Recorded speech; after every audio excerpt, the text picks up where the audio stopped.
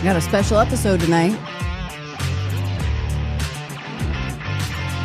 Special or controversial?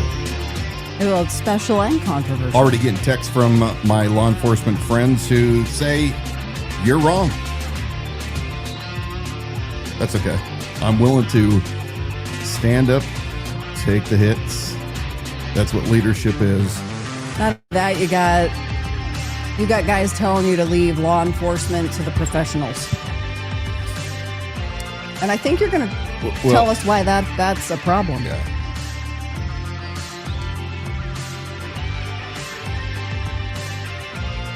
Thank you for joining us tonight on the Liberty Without Compromise live stream broadcast. We are Kootenai County's only political liberty-minded program. We expose the political power players, politicians, and influencers who make politics just exactly what it is in this county. We're your hosts, Dan and Donna Wilson. I'm here to screen your questions and comments as we watch together live tonight the Board of County Commissioner deliberations on the 2026 budget. Throughout the program, you can submit your questions and comments right there into the comments section as you're watching live, and we'll get to those when we can and when appropriate. And as you're watching live, be sure to click that share button so that this ends up in your page or profile. And for whatever might happen throughout this long edition tonight, a reminder, opinions expressed are ours only, not necessarily that of any of our advertisers, sponsors, affiliates, or guests. Tonight on the program, this is a special broadcast at a special time. We are rebroadcasting the Kootenai County Board of Commissioners 2026 budget hearing, where the commissioners will decide whether or not to fund Sheriff Bob Norris's license plate reader, that LPR program. Over 45 patrol vehicles in Kootenai County have already been outfitted with Motorola's LPR hardware and vigilant software, but the funding question for 2026 remains. If the BOCC refuses to allocate taxpayer dollars, this is a question I've had, what happens next? Will Norris be forced to shut down the program, or will he cut some deals with Motorola to bypass public oversight and keep his mass surveillance network alive? I don't know. This hearing is more than a budget line item. It's about who controls your government, the people, or unelected sheriffs and their corporate partners. Liberty Without Compromise is the only live, local, liberty-minded broadcast dedicated to exposing lies and corruption, combating government overreach, educating citizens, educating you and your rights, and calling out elected officials and those in power when they violate those rights. Tonight's vote by the Board of County Commissioners could decide whether Kootenai County doubles down on mass surveillance or takes a stand for liberty and accountability. And now, here's your host, Dan Wilson. Good evening. Thank you so much for joining us at this special time, episode 35, starting an hour earlier as Donna is pulling up the County Commissioners fiscal year 26 budget deliberation meeting. We're going to be monitoring it. The reason why? Because I care about LPRs. Now, I talked about LPRs last year, talked about many things that were wrong with it, to include Bob Norris starting that program without anybody in the county knowing, using it in demo mode, no policies, no retention data protocols. And he did that until I caught him. And then he had to create a brand new narrative, and we saw it in real time. We've shown you many of these examples in his stupid arguments for the past several days. But as Donna's pulling this up and we're going to be listening in and commenting in real time, I'm going to be listening to what is being said. How many are there because Bob Norris has sent them there to advocate for these LPRs? And we're going to be refuting it in real time if we hear any fallacies. Now, I want you to hear this very carefully. Just as an update, as you continue to introduce the direction we're going with the program tonight, the live feed is not yet available on the Kootenai County, Idaho YouTube channel where they normally broadcast live these BOCC hearings. I'm going to be keeping you apprised. Let's show that slide of that. one. Let's show slide one, because we know that they already in the agenda said that they were providing the link there at the bottom for people to join in. So we have been speculating since they knew we were going to be commenting on this live whether or not they were going to truly broadcast it live, or if this is going to be one of those. I don't times know where that they're not a media circuit per se, so I don't know that they're 6 p.m. on the dot that they necessarily start and get that feed started. So I'm still hopeful. Oh, good.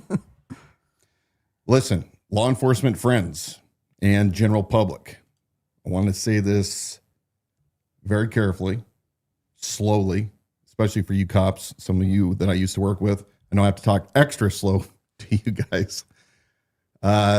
This discussion, you have to understand where we're coming from and why we are watchdogs on this, why we are advocating for liberty versus a fun tool.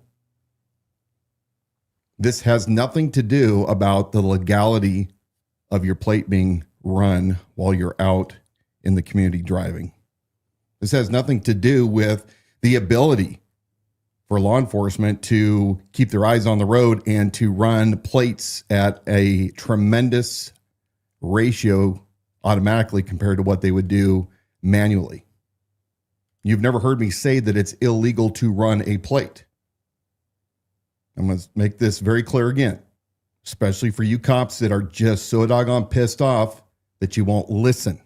We do have this feed available now, so just, it looks like people are still coming in and sitting down. I know they had a couple of items Let to us cover know when they're beginning. done praying. We'll join back in. This has nothing to do about the legality of running plates.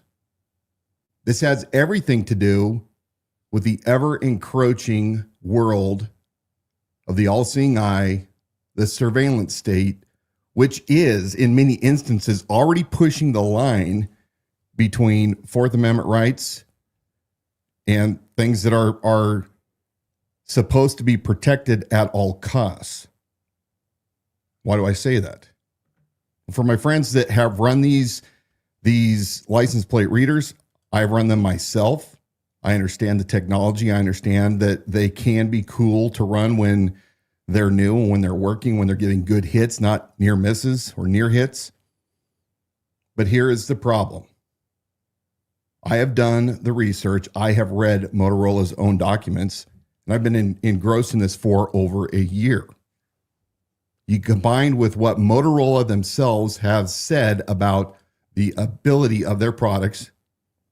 You can go back to several episodes this year. If you go to the Idaho Sheriff YouTube page and type in LPRs, you'll see our many different broadcasts where we dive deep into the writings of Motorola, what they say about their own software.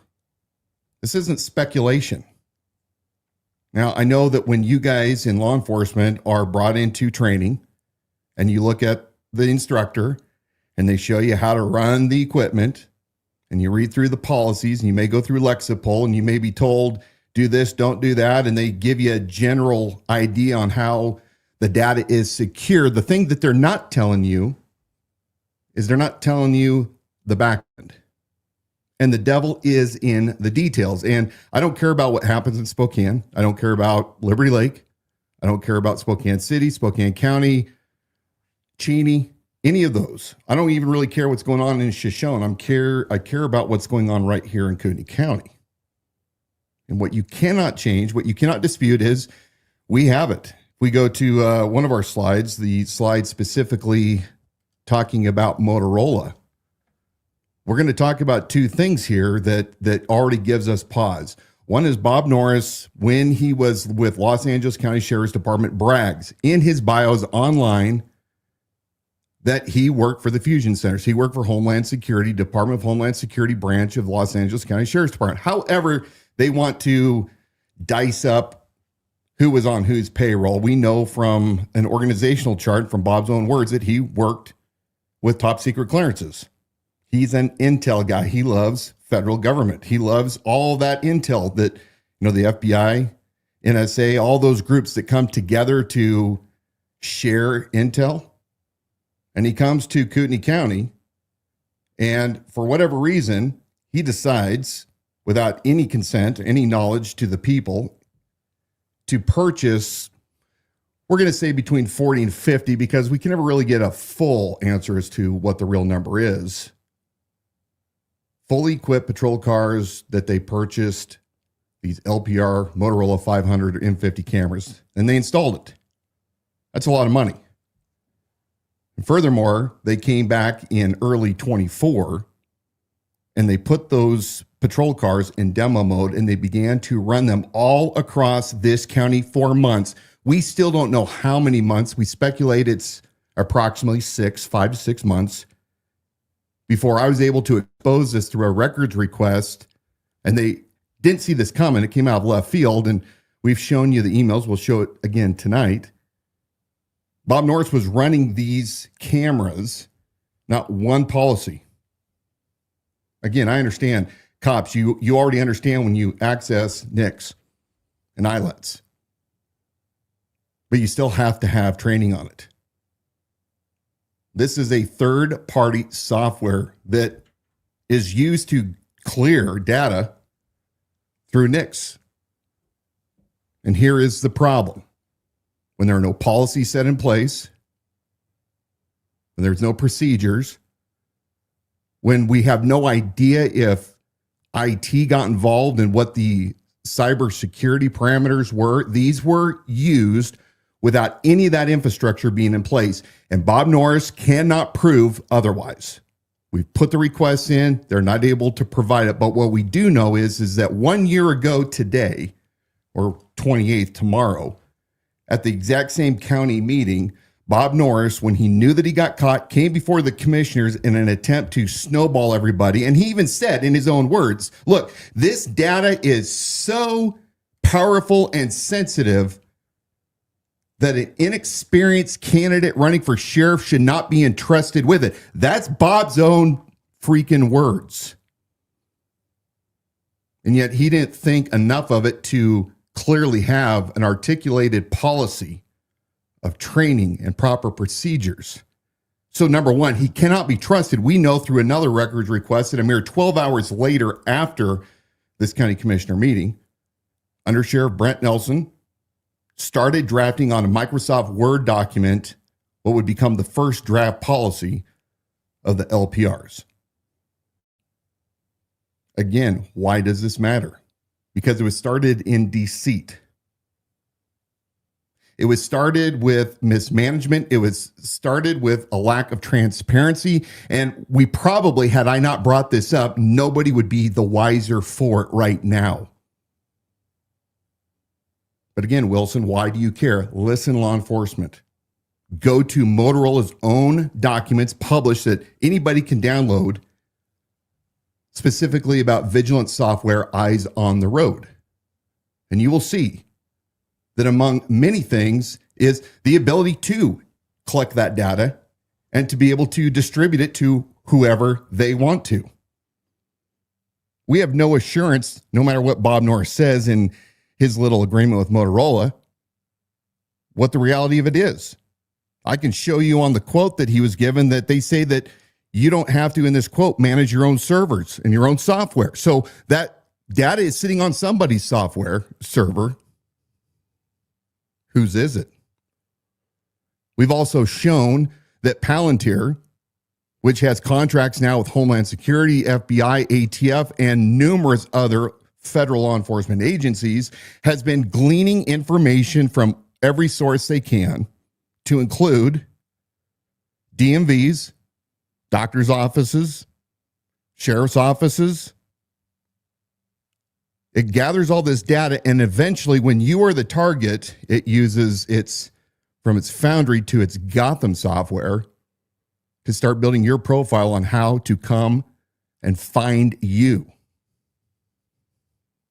This isn't me making this up. And while they can say that your data is secure, it's staying on your server, the fact of the matter is that it has been proven. In fact, all you have to do is watch a recent episode of The Hill. We showed a video a couple weeks ago by an IT insider that shows how this works. They can keep that data on your server while they're skimming it, gathering that intel, and then they constantly say, hey, we haven't taken your information. We merely took pictures of it. Motorola itself says that their software is powerful enough where through AI predictability can even determine where a suspect person might be located at any time or day. For those of you who are just joining us, we will be broadcasting live the Board of Kootenai County Commissioners meeting. They have begun the meeting. They're currently discussing some aquifer subjects. And at about the time they get to public comment and then proceed with their vote, we'll bring that feed in live. But I think at this point, it's not relevant to the conversation at hand. Make sure that you're sharing this feed to your page or profile. We have started our broadcast an hour early tonight so that we can be sure to catch the commissioners meeting as it's live and they start on deliberations and vote on that budget. We're going to join in on it. So coming back to what Motorola itself says, AI predictability. Well, how do they do that? So law enforcement friends, you're so hung up. I mean, I'm actually amazed at how many of you guys are like completely missing the forest for the trees. They are currently discussing 2026 internal projects and other expenses. I don't know if you want to switch on over to that. Listen a quick second here. Land use code to assist in protections. Okay, let's leave that on the screen and turn the volume down a little bit. For protecting those areas and potentially in the future preservation. I'll give it a shot. Property through possible easements or land purchase. Okay. Well, we'll keep monitoring this. We'll go ahead and take it off. Yeah. You want me to mute it? Yeah, that'd be great. Or Thank you. leave it up and mute it or take it off? Let's just minimize it. That way, if something comes up, we can go by quick. Motorola. We talked about the fact that you guys in law enforcement think that it's great because it runs all these plates that you can't. Here's the problem. And I wonder if we lower the volume on the board, does it lower it online? No. Okay, so go ahead and take it off. It's gone. Yeah. All right. Thank you. The fact of the matter is that this data is, it's not just me running a plate in front of me. It's not me running a plate from a car that passed. This is collecting every freaking piece of data, meaning license plates anywhere, and it's logging the license plate, the location, the time, all of that. And it's storing it because at a later time, as it uses its AI-generated software, it can eventually predict John Doe and say, you know what? We see John Doe, and he's always driving up and down the 95 corridor between Appleway and Lancaster. What you don't understand is that this is massive data collecting, and while it's great for you to use, here's the rub. International Association of Chiefs of Police put a study out similar to the NIJ recently, talking about the effectiveness of ALPRs. And what they found is that the ALPRs do not prevent crime. They do not stop crime. They do not lower crime. And there are zero studies that we have located through any of the reputable publishing sources that show that there is a significant officer safety improvement by using this software. And so while all of you cops are super excited because now, you can run all these plates and, oh my God, there might be a murderer. Like, hey, Liberty Lake, guys, my agency I used to work with, you guys just lost somebody here, a week ago? Fled, got into a pursuit. Dude crashes out and he's off on foot. So how are you going to find that dude now? I mean, if the argument's always going to be officer safety and that it's going to help us take murderers off the street, what happens when you roll up to a car that has no history and somebody gets out? You're playing these what-if games, and part of being a law enforcement officer is accepting that risk. That's why you train. You do everything to make the advantage towards you in any situation. You guys already know this. But they give you just a little bone. That little bone is, hey, we picked up this suspect on I-90 out of Post Falls. He's heading our way. We can head him off. Okay, cool. Yeah, that is cool. I get it. But what isn't cool is the over 4 million plates that are run per month in this region. And Motorola is not just sitting, allowing you for $24,000 measly dollars a year to operate 45 patrol vehicles for $24,000 a year out of the goodness of their heart. You see, Motorola has partnered with cities back east that have tied in not only government cameras, they've also tied in private business cameras that are cooperating right now and ring cameras. And they've, in essence, created a complete web, all for your good. And for those of my friends who still believe your oath, you understand that there is that fine balance between doing the job and also accepting that you can't fix everything. And you can't fix everything because you balance people's rights to life, liberty, and property with doing your job. And if you're going to come across and say, well, who cares if you're not doing anything wrong? Why do I care if somebody has a picture of my license plate for a day, a week, a month, a year? Why do I care if I'm not doing anything wrong? Well, by that same argument, then we ought to have software, and I'm certain that Palantir can accomplish this eventually, given enough $1 billion from the federal government, to cast on every web provider, every internet service provider, software to go through your personal computer. And if you have nothing to hide, they're just going to take pictures of your computer and what you're looking at, what you're typing.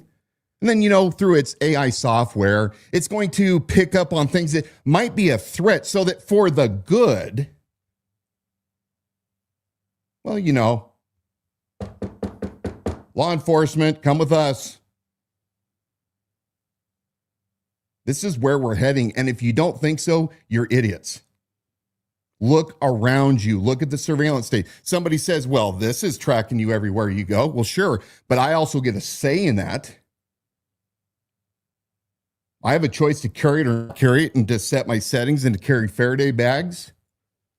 What I don't want is my government, especially my county sheriff, that's supposed to be that bridge, that interposition between a out of control, unaccountable federal and state government and the citizens of the county, if that time is to come, that's leading the charge on gathering data. Again, I don't care about running plates for law enforcement purposes. It's the data, it's the data, it's the data, and it's an invasion of privacy.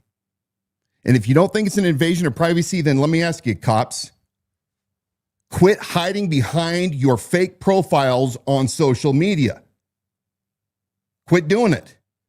Quit unpublishing your house numbers. Because so what? The data's out there to see. If you're not doing anything wrong, who cares, right? You don't need privacy. Government, those that protect our rights, that's what government was originally founded for. Of all things, it was founded to protect us domestically and from foreign invasions and from government itself. You forget that one, my cop friends, that government has a duty to protect the citizens from itself. And all your anecdotal evidence. Well, I'm clearing calls faster. We used LPRs 12, 13 years ago in West Central Spokane or Hilliard, where they were known for stolen vehicles. And we'd clear a bunch of calls. Yeah, they're cool. They're a good tool when it comes to that. This isn't 10 years ago. We're talking about 15-minute cities, and look at COVID. COVID, I mean, how in the hell do you not even consider COVID? Look at all the draconian measures. I talked to some of you. I talked to you on patrol. You could not believe what government was doing. And now you want us to believe that the same government that was capable from a federal, from a state and a local standpoint are capable of restraining themselves, even though we saw opposite of that in COVID? Are you out of your minds? So it makes your job a little easier trying to clear calls. There is no evidence. I've already shown you. In fact, I asked my friends, if you disagree with me, then produce the evidence. I don't want to hear, well, this works for me on patrol. Because that's your opinion. That's your experience. Cool. Where's the studies?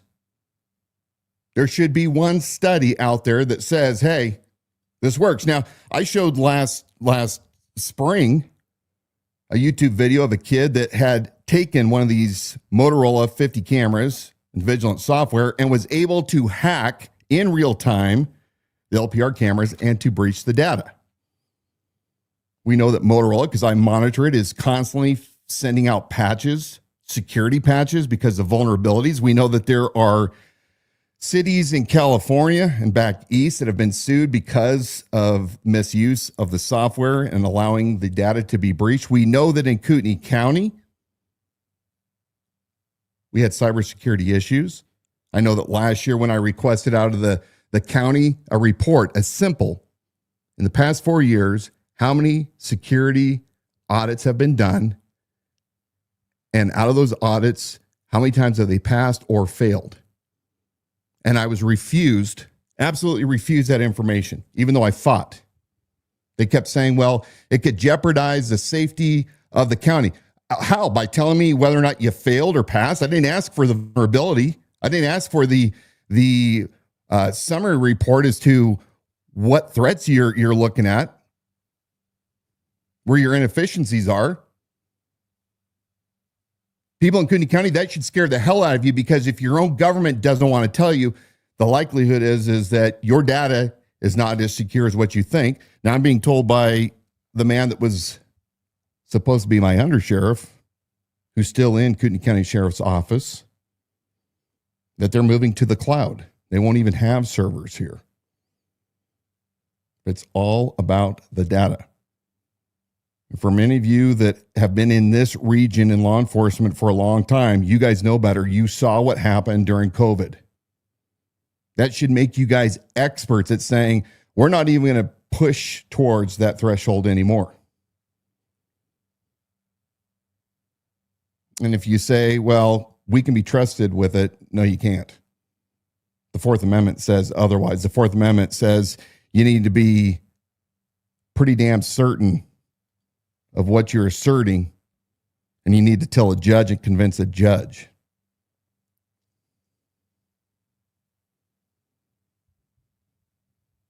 I don't want to live in Idaho under a surveillance state for any reason. I accept the risks. These LPRs aren't going to make us any safer, but what they will do is they are going to put us under the microscope and in pole position for becoming surveilled even more. You think that Bob Norris is going to be sheriff forever? What happens in the future? You get a sheriff that you don't like, and you have all of this infrastructure already in, and he decides, you know what?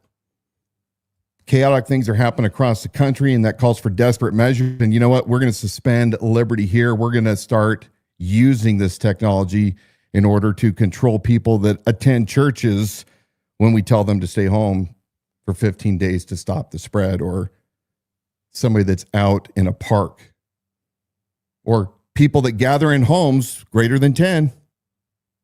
Bob Norris told us he was driving around town, saw back in 2020, people gathering in groups larger than 10. And you know what? We need to make certain that we're following reputable sources like the CDC, like Panhandle Health. Yeah, people need to be reminded where Bob Norris got his start here in Kootenai County. And he's gotten a pass from some of you saying, well, he didn't know what he didn't know at the time.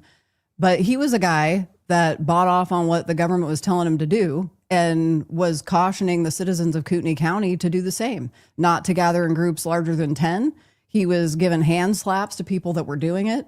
Those were the statements he was making at the time. Mm-hmm. This was not a guy that understood the definition of liberty. It was a guy that was demonstrating, I'm going to be a mouthpiece for the government when the government is telling us what to do. Yeah. Last I checked in on that live feed with the Board of County Commissioners, their currently covering the emergency medical services budget. So that's where they're at right now. And we will join them live when they get to the section of public comment, which it looks like some people in the room are itching for. Sounds like somebody stood up and tried to like chirp in early, and Leslie Duncan put a stop to that. For those of you who just joined us from the beginning of the hour, be sure to share this live stream to your page or profile, and continue to share your thoughts, questions, and comments right there in the comment section on any platform. I love that I'm seeing a restream over on X. We've got Andy Filler commenting on Facebook. And those of you joining us by YouTube, welcome to the conversation tonight. And then Dan, if you have visuals that you want to utilize, I'm here for it. Yeah, I think we're going to bring up Just going to need a little coaching on. Let's go to the LPR breakdown, Garwood. Okay. I want to bring this up again. I think it's important that we show people in Kootenai County, specifically how Norris operates. If we go to page 1, we're going to go down memory lane. This goes back to August of 24. August 1st to be exact, and I merely asked the question from records. I want license plate reader. Actually, they didn't include my email, but I asked for all the questions, policies, training manuals, all the documents, quantities, etc. They took a little while. They finally gave them to me. We'll go to page 2. Here's a response from Lieutenant Headland. Number 1. His response to my question number 1 is Motorola is providing the demo software. I can't tell you the exact demo timeline, except to say that during budget discussions, they agreed to extend our demo until the start of fiscal year. Okay, so understand that they had already been running these things. And once they decided and detected there was going to be a possible little bit of pushback, well, that's when Motorola came up and said, hey, you know what, we'll let you carry this in demo mode for a little longer. Remember, by Bob's own admission, we're going to find out there was no governor on top of what they were doing. We have no idea where that data went. If it was secured, what Motorola was using, if it was resought, we don't know. If it's approved, we'll pay and begin a contract. If it's not approved, the demo will end. As previously stated, the initial records request, that was mine. We have 28 Ford Explorers and 8 150s with the LPR capabilities in demo mode. There are also 10 demo accounts for LPR cell phone app, which provides the same LPR capabilities. Number 2, now we know that by Bob's own comments, those 36 or close to 40 patrol vehicles have now grown to almost 50. Number 2, we do not have any past or current LPR policies. I'll say that again. Headland reports, we do not have any past or current LPR policies. Deputies should refer to NCIC ILETs for license plate information obtained from an LPR. No shit, Sherlock. ILETs training is not an in-house record. That would have to be requested from ISP. Again, you have a lieutenant that does not even understand the gravity of what he's saying. We don't care just about normal, like when we query a plate through Tyler New World or through Spillman or whatever CAD program we're using, we don't care. What we do care is what is your policies for handling that data. Number 3, quotes attached. I wanted to know because I suspected. Remember, I talked all last year during the campaign about the pay-to-play scandal that was going on in real time with Mark Ellis, lieutenant, the Kootenai County Sheriff's Office, Bob Norris, and Ellis's own, what do they call it? Regional Air Support Unit. He and several other community members came together to form this Kootenai Regional Air Support Unit. It's a massive pay-to-play. One of the pilots, and this is relevant, was a guy that was living in Kootenai County, from what we understand through reports from the National Transportation and Safety Board. And around 2022, while he was living in Kootenai County and commuting via commercial airline to Huntington Beach, California, he didn't get enough sleep. He's a pilot of Huntington Beach PD's helicopter unit, got into that helicopter, committed a pilot error, crashed that helicopter into the ocean. He survived. His co-pilot Another cop did not. And then this individual came all the way from that Huntington Beach PD, presumably retired medically over the accident. We don't know that for certain, but definitely retired, and winds up in Kootenai County working for Motorola as a Motorola rep. And once you know that this same volunteer pilot for Kootenai Regional Air Support, who by pilot error already crashed his helicopter, killing his co-pilot, is apparently flying this helicopter, which we have now proven was deficient in liability insurance, which I was saying last year, was not registered correctly with the FAA, and was not a legitimate 501c3. But this guy happens to be the one selling the $100,000+ contract for Motorola software over 4 years. It's important that we talk about this because some of you guys forget about it. We go to page 2 or 3. How are they doing on that? They getting close? There's a couple of things here just to let you know. There was some kind of an issue with the Facebook and Instagram feeds. People are having trouble hearing, and then I got a message that it disconnected. So I'm advising people to move over to our YouTube channel. I really don't know that that's an issue with our connection here. And it looks like they're still showing slides for EMS, just to answer your question on that. So I'll go ahead and put that page 3 up there on the screen. Vigilant software. This is the quote. We're going to look over a couple things that you guys might want to be aware of. Quote is RJ Garwood. That is confirmed. Volunteer pilot, Kootenai Regional Air Support. They quoted this originally. It looks like March 29th of 24. 500 basic ALPRs add-ons. So they're talking about it includes 90-day free trial of investigative data platform. So we know that this was running for a minimum of 3 months. Our belief is it was closer to 6 months, totally without any governance on it whatsoever. A couple other things. Vigilant hosted management centralized LPR server via Learn. So how in the hell do you control the data if you don't physically have the data that you can monitor yourself? Includes Vigilant suite of LPR data analytics via online web access, plate searching, mapping, data mining utilities. Data mining utilities. Why would you need data mining utilities if the reality of it is you're only running to see if a plate has any history associated with it, any wants? Why would you need data mining utilities, fellas? Oh, maybe that's so that you can pull up and find out a vehicle that has caught your interest that maybe has been captured in the county numerous other times by other LPRs.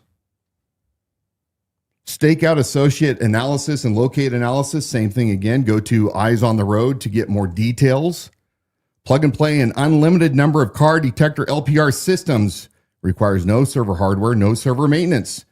Requires Vigilant Enterprise Service Agreement contract. But yet we're being told that we're taking care of the data right here in Kootenai County. And it's only costing us $24,000 this year. Going to page 7.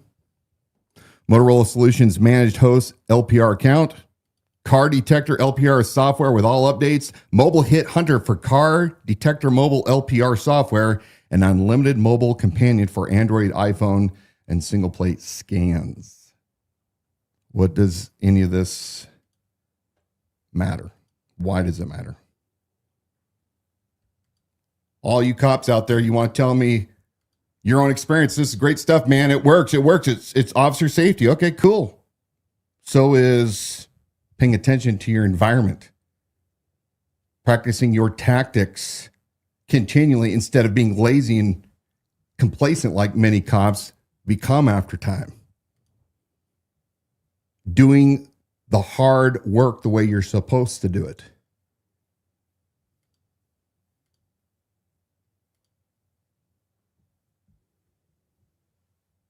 But yet I hear all these great things that it does, but yet there's no real clear evidence that it's a net gain for crime fighting ability. It's a huge win for data collection. It's a huge win for metadata. My law enforcement friends that don't think this is an issue, are you willing to publicly stake your life on that?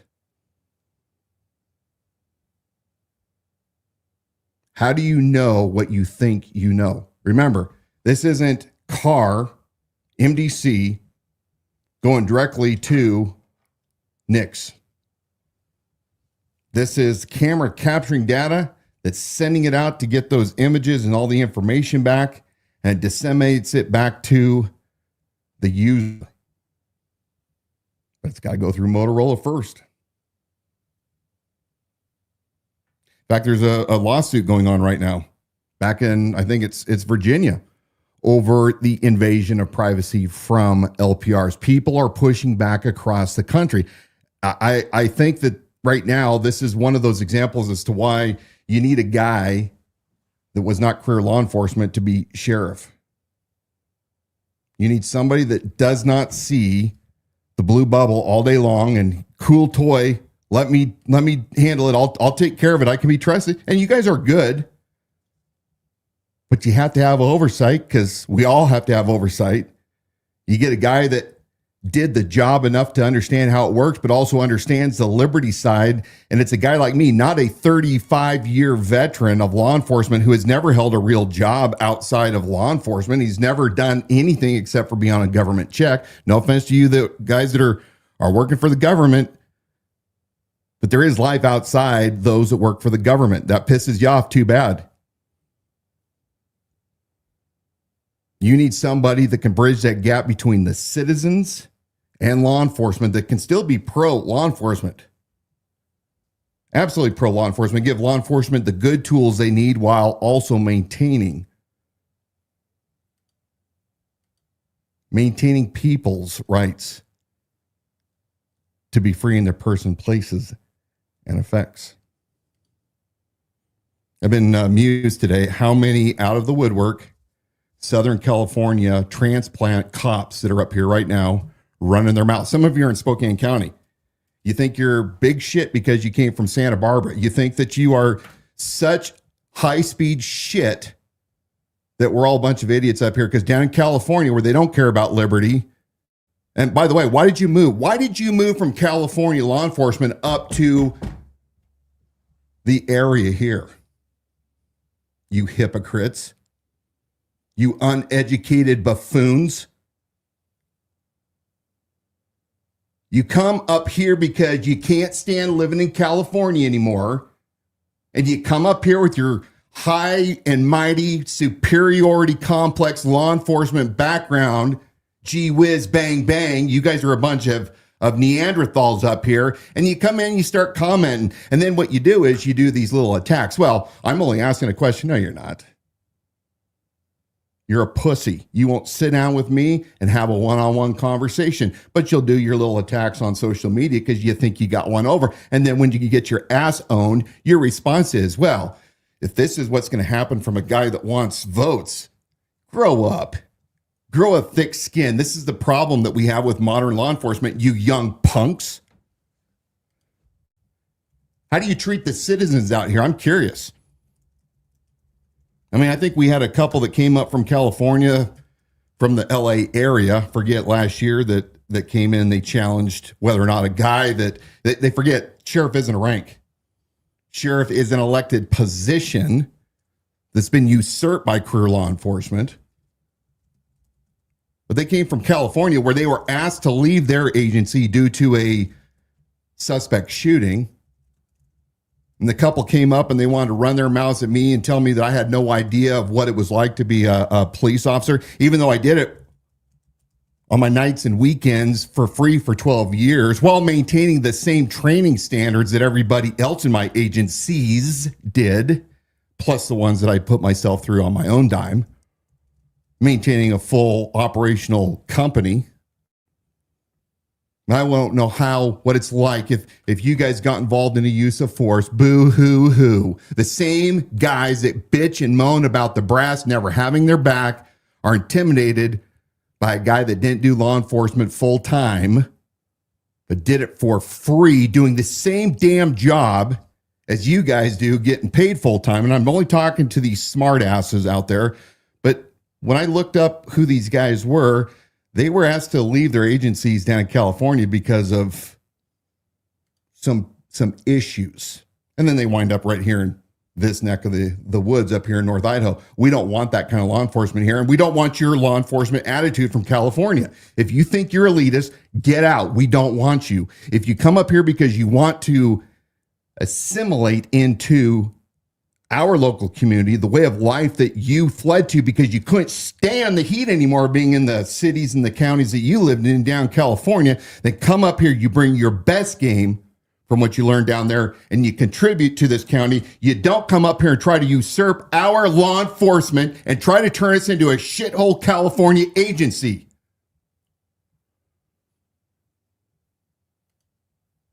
How are we doing on that commissioner meeting? Looks like they're going over the budget in total. So they've got some slides up. Still not to the point of public comment where I know there's going to be a lot of you sharing specifically on the sharing your opinions on whether or not Bob Norris should receive funding to continue the license plate reader program there at KCSO. So they got pie charts and things going on talking about the overall budget. It's where they're at now. All right. Biff, I worked 41 years in law enforcement for the feds and 2 law enforcement agencies in California. Notice it's spelled with a K.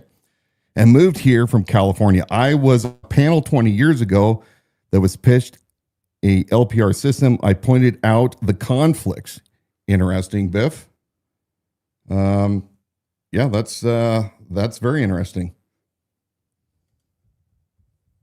True men of liberty that really love liberty can still be pro law enforcement, pro law and order, pro rule of law, and still very much protectors of people's rights. I know many of you so-called Republicans, so-called conservatives are out of your minds because I came out in defense of Teresa Bornpole, who had her civil rights. There is no question about it. Ask anybody in law enforcement, ask any attorney that's reputable to view what Bob Norris did with Lear Security or Lear Asset Management. See what they did. In fact, I find it hilarious that just a few days ago, Gregory Johnson, that was also at that event, totally unassociated with Teresa Bornpole, filed his tort claim. $2.5 million. So Bob Norris currently has two tort claims. Two tort claims and a lawsuit, an active lawsuit. Defamation lawsuit. But yeah, Gregory Johnson, through his attorney, Dan Scheckler, who won, my understanding is won another First Amendment issue up out of Bonner County. It was several $100,000s. He has now taken up Gregory Johnson, who, if you watch any of the videos and you realize exactly how horribly Gregory Johnson was treated, and if you're a law enforcement officer and you're okay with that, shame on you. If you're a conservative, shame on you. You guys have lost your ever freaking minds. It doesn't matter what side you're on. You either stand for the rule of law, you stand for people's rights, or you don't. And frankly, from what I'm seeing, by many of the KCRCC people, those ardent supporters, we see you posting in Facebook and on all the other platforms, and you come out with your flags and waving. You are more of ideologues than principled people, because principled people always go back, like I'm doing now, to what are the principles of the conservative, patriotic, constitutional serving leader supposed to be and believe in. And that is, you believe in the rule of law, and it doesn't see color, it doesn't see religion, it doesn't see ideology. When the rule of law is broken, then there's definitely a time for justice to be served. But shame on every one of you that have said she deserved that. She's a troublemaker. Sure she is. What happens when it's your kid? You know, because all of you guys have kids, right, that do everything that you say, and they follow your conservative roots, right? Because we all know that just because you're a conservative and you have kids, that they all follow and buy your arguments hook, line, and sinker, right? So you have a kid that decides that now they're going through a stage and they're anti-conservative. They're never Trumpers. They are anti-Republicans, and they act up. Now, we're not talking about crossing the line and breaking the law, but they're at an event similar to this one, and you see a disruption going on. Do you want your daughter, do you want your son treated the same way that Bob Norris and Lear Asset Management did to Bornpole, to Johnson, to vision impaired Ben Stallings? Actually, I think he had a vision impaired wife, so I misspoke.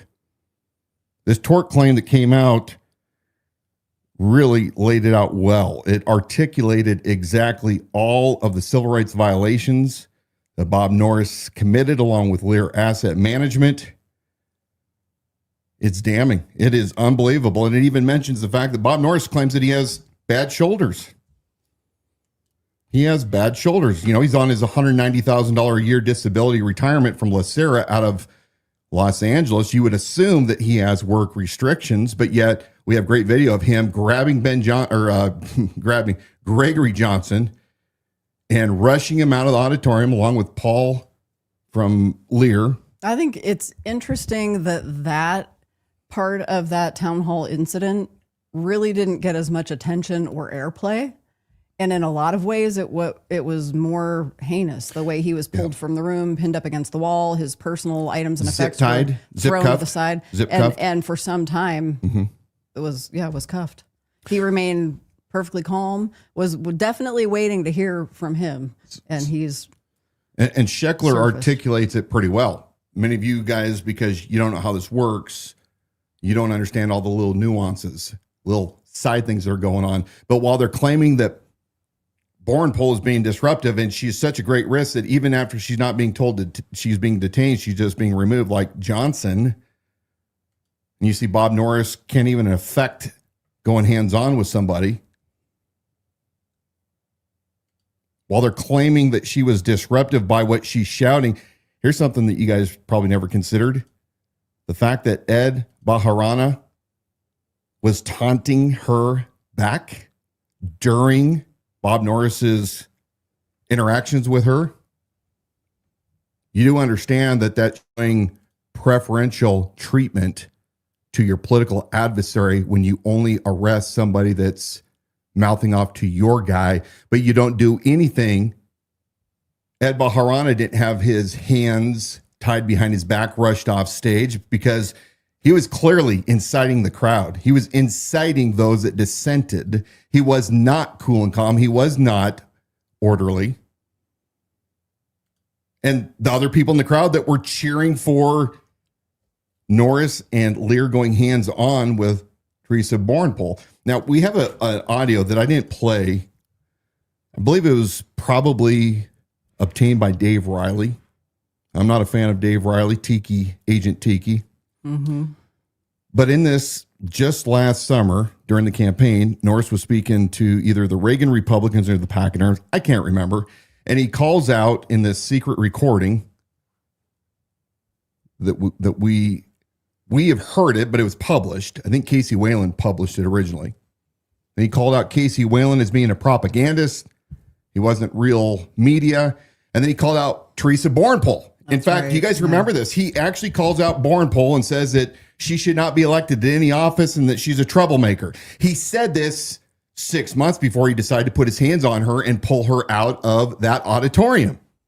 Now, this guy that is being sued for that, for 2 civil rights violations just back in February, also has a lawsuit for his defamatory, salacious, vulgar comments, allegedly, that he made, although I've spoken with witnesses that were there that said that everything that Penny Collinson says in her lawsuit that Bob said to her was true, witnessed by pastors, witnessed by other elected officials, including a former Kootenai County Sheriff, Pierce Clegg. Do you want this idiot in charge of your LPR software? Guy that came from Los Angeles, 30 plus years, ran large contract cities, the size of Kootenai County, 150,000 people, hundreds of employees. He doesn't even know to have a policy for LPRs. Let me ask you, my patrol friends, how many of you want to touch anything in your agency if it doesn't have a policy? Right now, wherever you're at, Spokane, Seattle, Bellevue, Portland, Cheney, Liberty Lake, Spokane City, Post Falls. Do you guys right now, knowing the current environment of law enforcement, do you want to handle anything that you can't say that you have been properly trained on before you use it?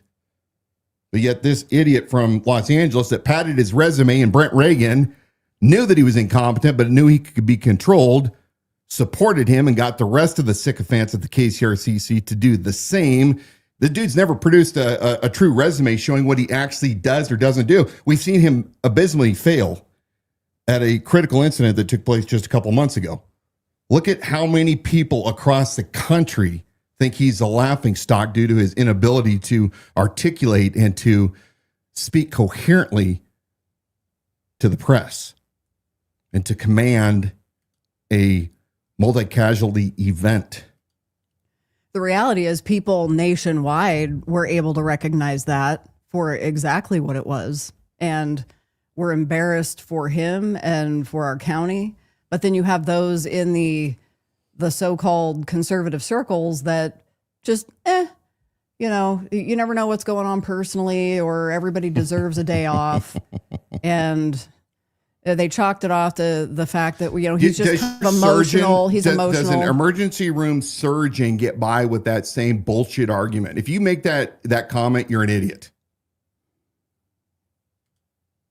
You don't sign up to be sheriff and then say, well, I'm going to be just like everybody else. You sign up for sheriff and then you say, I will lead. I will not fall to the typical frailties of the common man. I'm here to lead my agency. I'm here to lead the men and women that work for me, both sworn and unsworn. I'm here to set the tone and the leadership for every other elected entity in the county. And most of all, to be that strong, secure individual of strength and determination for the citizens of the county. And you have this guy that cries, blows up, gets mad. We have shown you recent videos of him screaming at City Councilman Ed DePriest up in Hayden. See him blowing up at people at the fair. The guy has an explosive temper. And it's unbelievable to me what the guy gets away with. And you all say, well, he's just having a bad day. He needs to enjoy himself. No, I'm sorry. When you say for 4 years, I'm going to be the sheriff, he said it on the campaign trail all the time. I'm the sheriff 24/7. I can't not drive my patrol car to a campaign event because I'm the sheriff 24/7. I wear my badge on me all the time because I'm the sheriff 24/7. Well, if you're the sheriff 24/7 and you've said this publicly, then yes, we do expect you to be on top of your game. We expect you to be the leader that we need, not the little puppet that can't even hardly say anything without becoming Mr. Puddles. Who coined that? Somebody, one of our viewers coined that, Mr. Puddles. Yeah. If you coined that, yeah, bring that out, would you? This is where we're at. I'm not going to be ashamed. I don't care if this drives a wedge between me and my law enforcement friends forever. I will never compromise liberty. I didn't do it when I was on patrol. I worked with you guys. Many of you, I know you too upheld people's rights.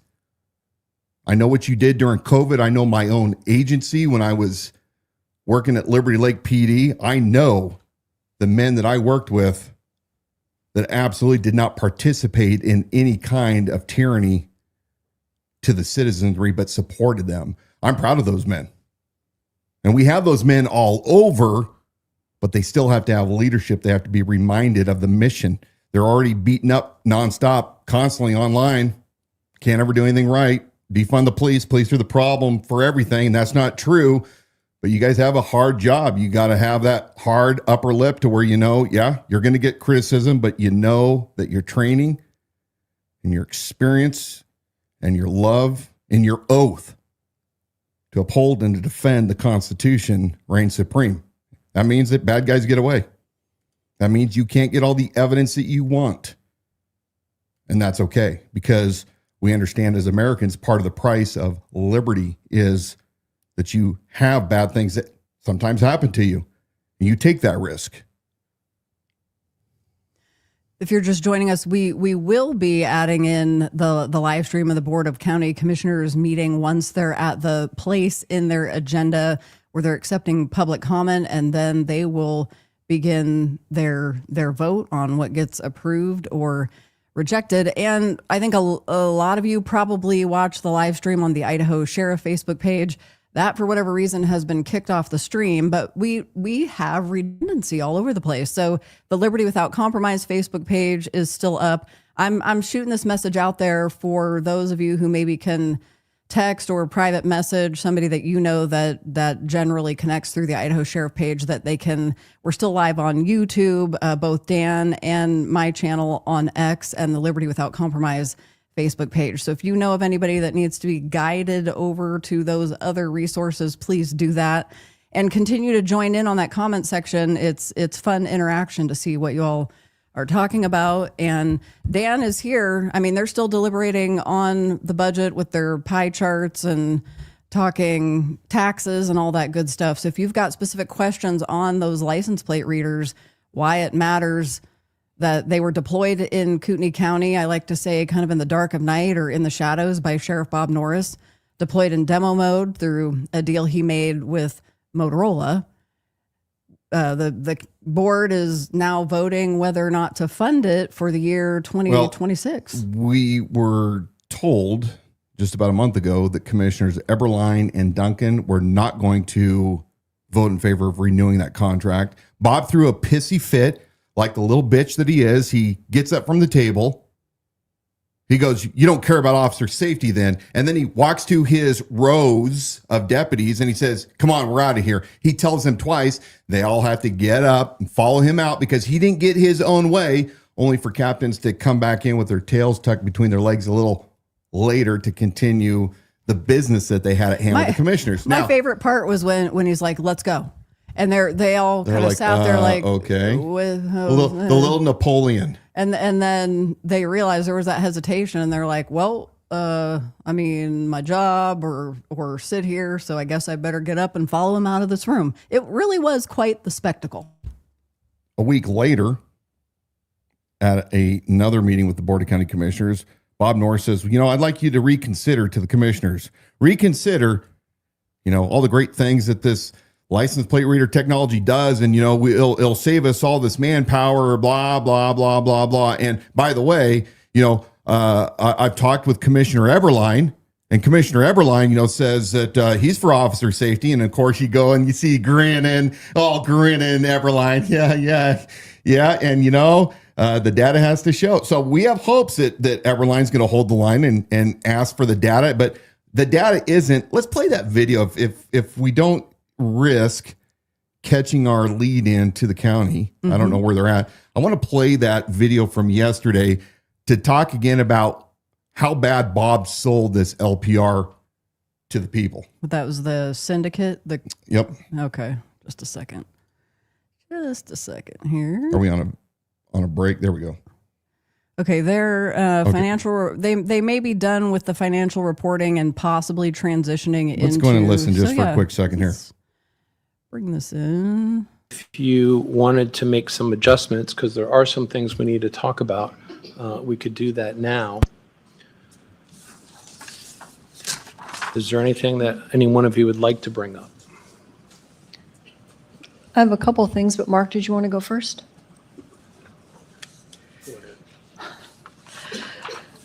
There's two things in particular that I would like moved from the budget to, well, I don't know, is it premature? We need to talk about Hayden first, or does that matter?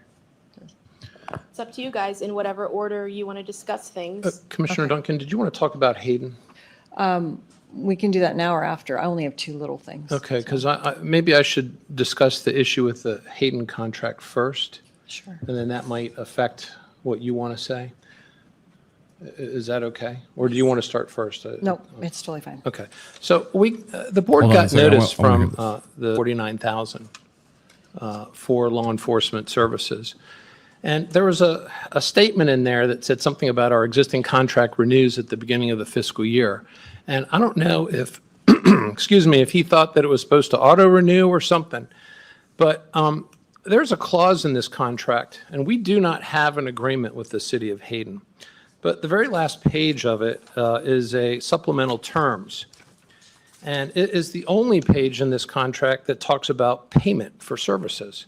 And in this document, it says explicitly that this agreement, these supplemental terms expire on September 30, 2025, unless extended or modified in writing by both parties. Now, I don't know why the city would think that they have a contract with us, because it does not automatically renew. It's the only place in the contract that talks about payment.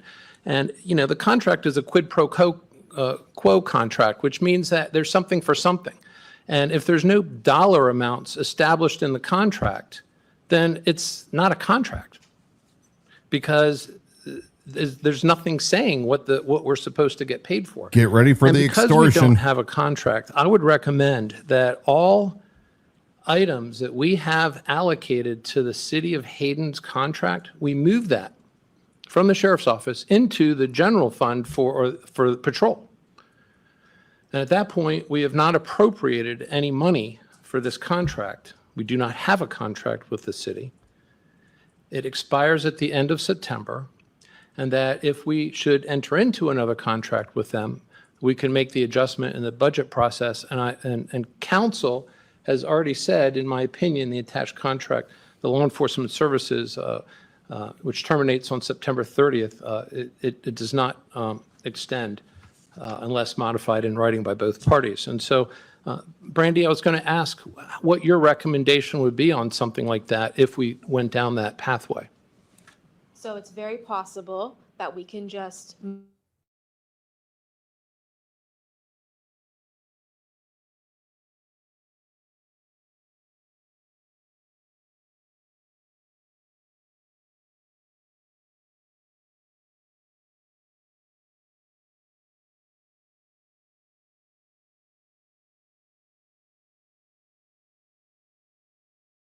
dedicated Might law be their enforcement- Just issue. speak up a little, sorry. Okay, so all of the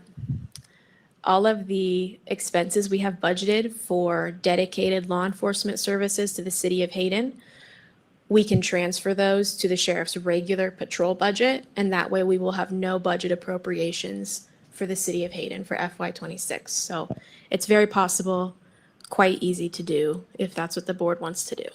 And then we can make the adjustment afterwards. so subsequent once- to budget if we do adoption. enter into a contract. Yes. Okay. So that's something before this board, and in speaking with council, it was their recommendation that we do that as an added measure in case there is some sort of a dispute and they claim that this thing does auto-renew. But this agreement has some conflicting terms in it, and typically, again, according to council, the supplemental terms prevail over any other terms, and is the only place that it talks about payment. And it says explicitly it ends on September 30th, 2025, and cannot extend unless both parties agree in writing. So I would recommend that this board move any appropriated items that we have in the Hayden contract into the accounts that Brandy had suggested. I've got a question. You wanna- How many taxpayer dollars outside of Hayden will be needed to subsidize Hayden law enforcement due to lack of funding? Well, I would propose that because we have a rate established by the auditing department, that whatever dollars the city pays us, we will deliver that service at cost. That they have known for years that they've been getting a fantastic deal from the county. They know they've been getting significantly more service than what they've been paying for. And there's a couple of problems to continue this arrangement. The first one is that we're entered into a contract where the county citizen, the entire county, is subsidizing a portion of Hayden's law enforcement. The other part of this is that we have set a rate for Hayden, And so if another city wants to enter into a contract with the county, are we obligated to enter into that contract at a lower rate that costs us money? And I would argue, no, we should have one rate. We can't make a profit, and that we charge what it costs. And the cities, the good news for the cities, and it's their prerogative to start their own police department.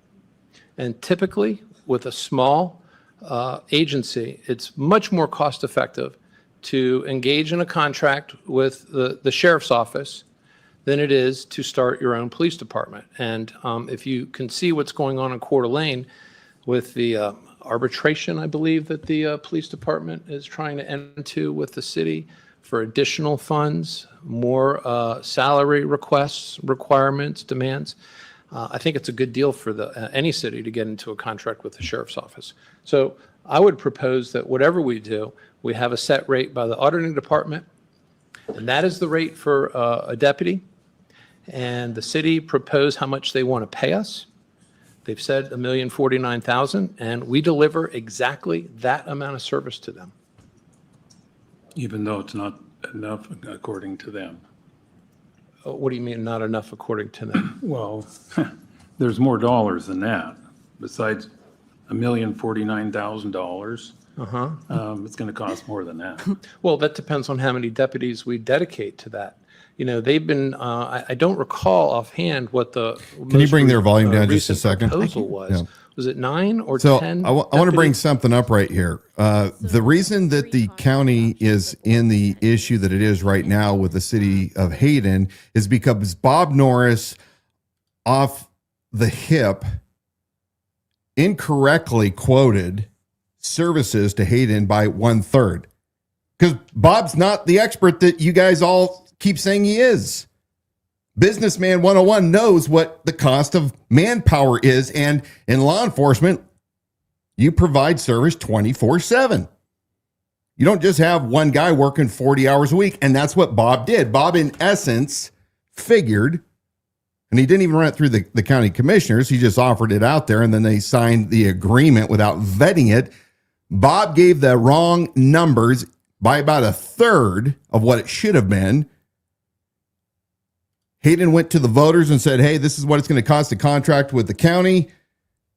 And it was wrong. And Bob has to come back because they're saying they're not paying enough. They need more services. So they got Hayden over a barrel. What are you going to do? And because Bob doesn't run reserve deputies in this county that could help offset that. Yes, I said it. We have so many retired law enforcement officers that fled their shithole cities and states for a free place, that said, even came up to me during the campaign, said, we'd come and work for you in a heartbeat as a reserve deputy.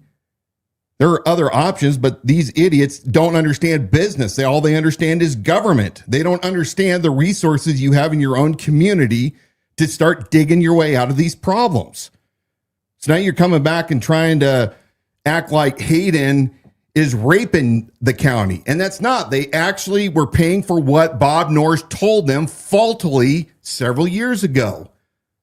Nobody ever bothered to ask, why does that number seem so low for 1 year for, well, they're saying, 10 deputies? Well, that's actually over 30 deputies if you consider a normal work week. Anyway, let's go back and listen. All right. Just give me a second here. Budget. Then Brandy would have direction for that. So I have a couple things. First of all, I don't think this board has ever had a presentation on the methodology of how the overhead numbers have come into effect. And I know that some of the detail in the 3 options that we gave them, I want to say that was multiple cars, but they were only given credit for $80,000. So I think there's some things that need to be fully explored and explained when we're talking about that. So I guess my question is, if we move all of the stuff from the Hayden contract into the patrol, are we going to be $1 million short in our budget? So we would move all of the Hayden dedicated resources back into the patrol budget. We would cut all of the Hayden revenue. We would cut the lieutenant. We would cut the new car for the lieutenant. So we would end up needing to lean into fund balance for just over $1 million. However, subsequent to budget adoption, if you do enter into a contract with the city of Hayden, we'll put the fund balance back and replace it with revenue from the contract from the city of Hayden. If that doesn't happen, I am confident we will have enough unanticipated revenues to cover that $1 million. Last year, as the board knows, we returned $13 million to fund balance. And so I'm confident that for 1 year, we would be okay looking to those unanticipated revenues to cover that fund balance usage. So contract by budget adoption, that'd be Friday. You might want to look No, at I mean that. subsequent to budget adoption, like you adopt the budget using the Okay. million in fund balance. In a month or so, in theory, you come to an agreement, you sign a contract, I'll do a budget amendment, and I'll put the fund balance back, and I'll replace it with contract revenue from the city of Hayden. So alongside negotiating that contract with Hayden, could we have a presentation on Yes, I the did, I overhead? did present it in a budget meeting earlier, but perhaps I didn't do enough detail, so I'm happy to do it again. Yeah, and just as an additional information, the sheriff and Brandy sat down and went through where those additional overhead dollars came from, as well as we provided that to the city of Hayden to challenge, to say, look, is there something wrong here? And did they ever respond to you after you gave them those figures? No, yes, I went through it with the sheriff's office, and then I also sent it to the city of Hayden. I didn't ever receive feedback on specific questions or objections to the methodology. I did send it in Excel, so they could see all, they could see all the backup data behind it, line by line, exactly what expenses I was using, how many employees I was using to prorate the expense per deputy, all of that stuff. Okay. So anyhow, that is a recommendation before the board, and I would encourage that as well. Just as an additional measure of just showing that we're not appropriating for this until we get a contract that we can agree upon that makes sense for both parties. Does Leslie want to look at that? Oh, did you want to look at this? No, that paper. Oh, yeah. Yeah, I'm familiar with many of those numbers.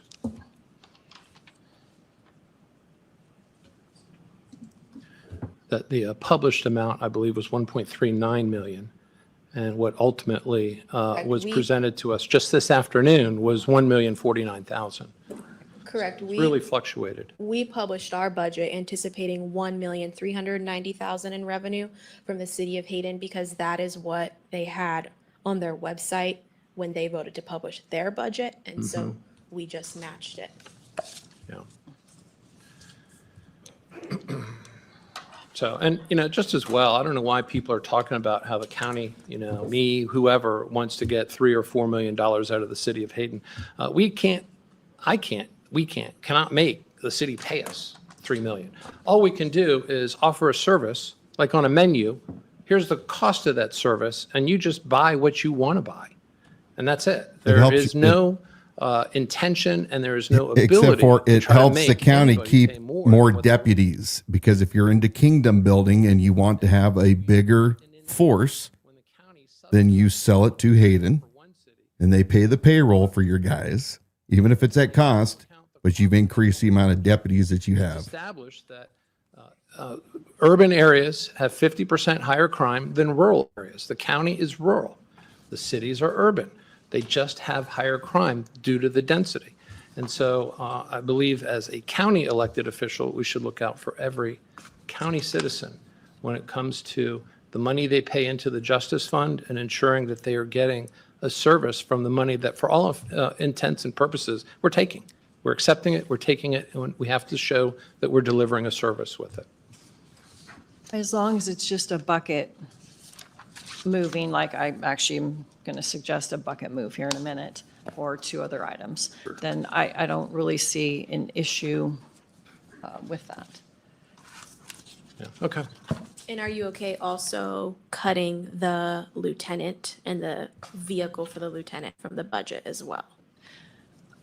Again, they could come back and say, we want 1 lieutenant and 1 officer, and if they're paying for that amount, we would be able to do that. So that, I don't have an issue with cutting it from our budget. We don't have the money right now. I mean, Correct.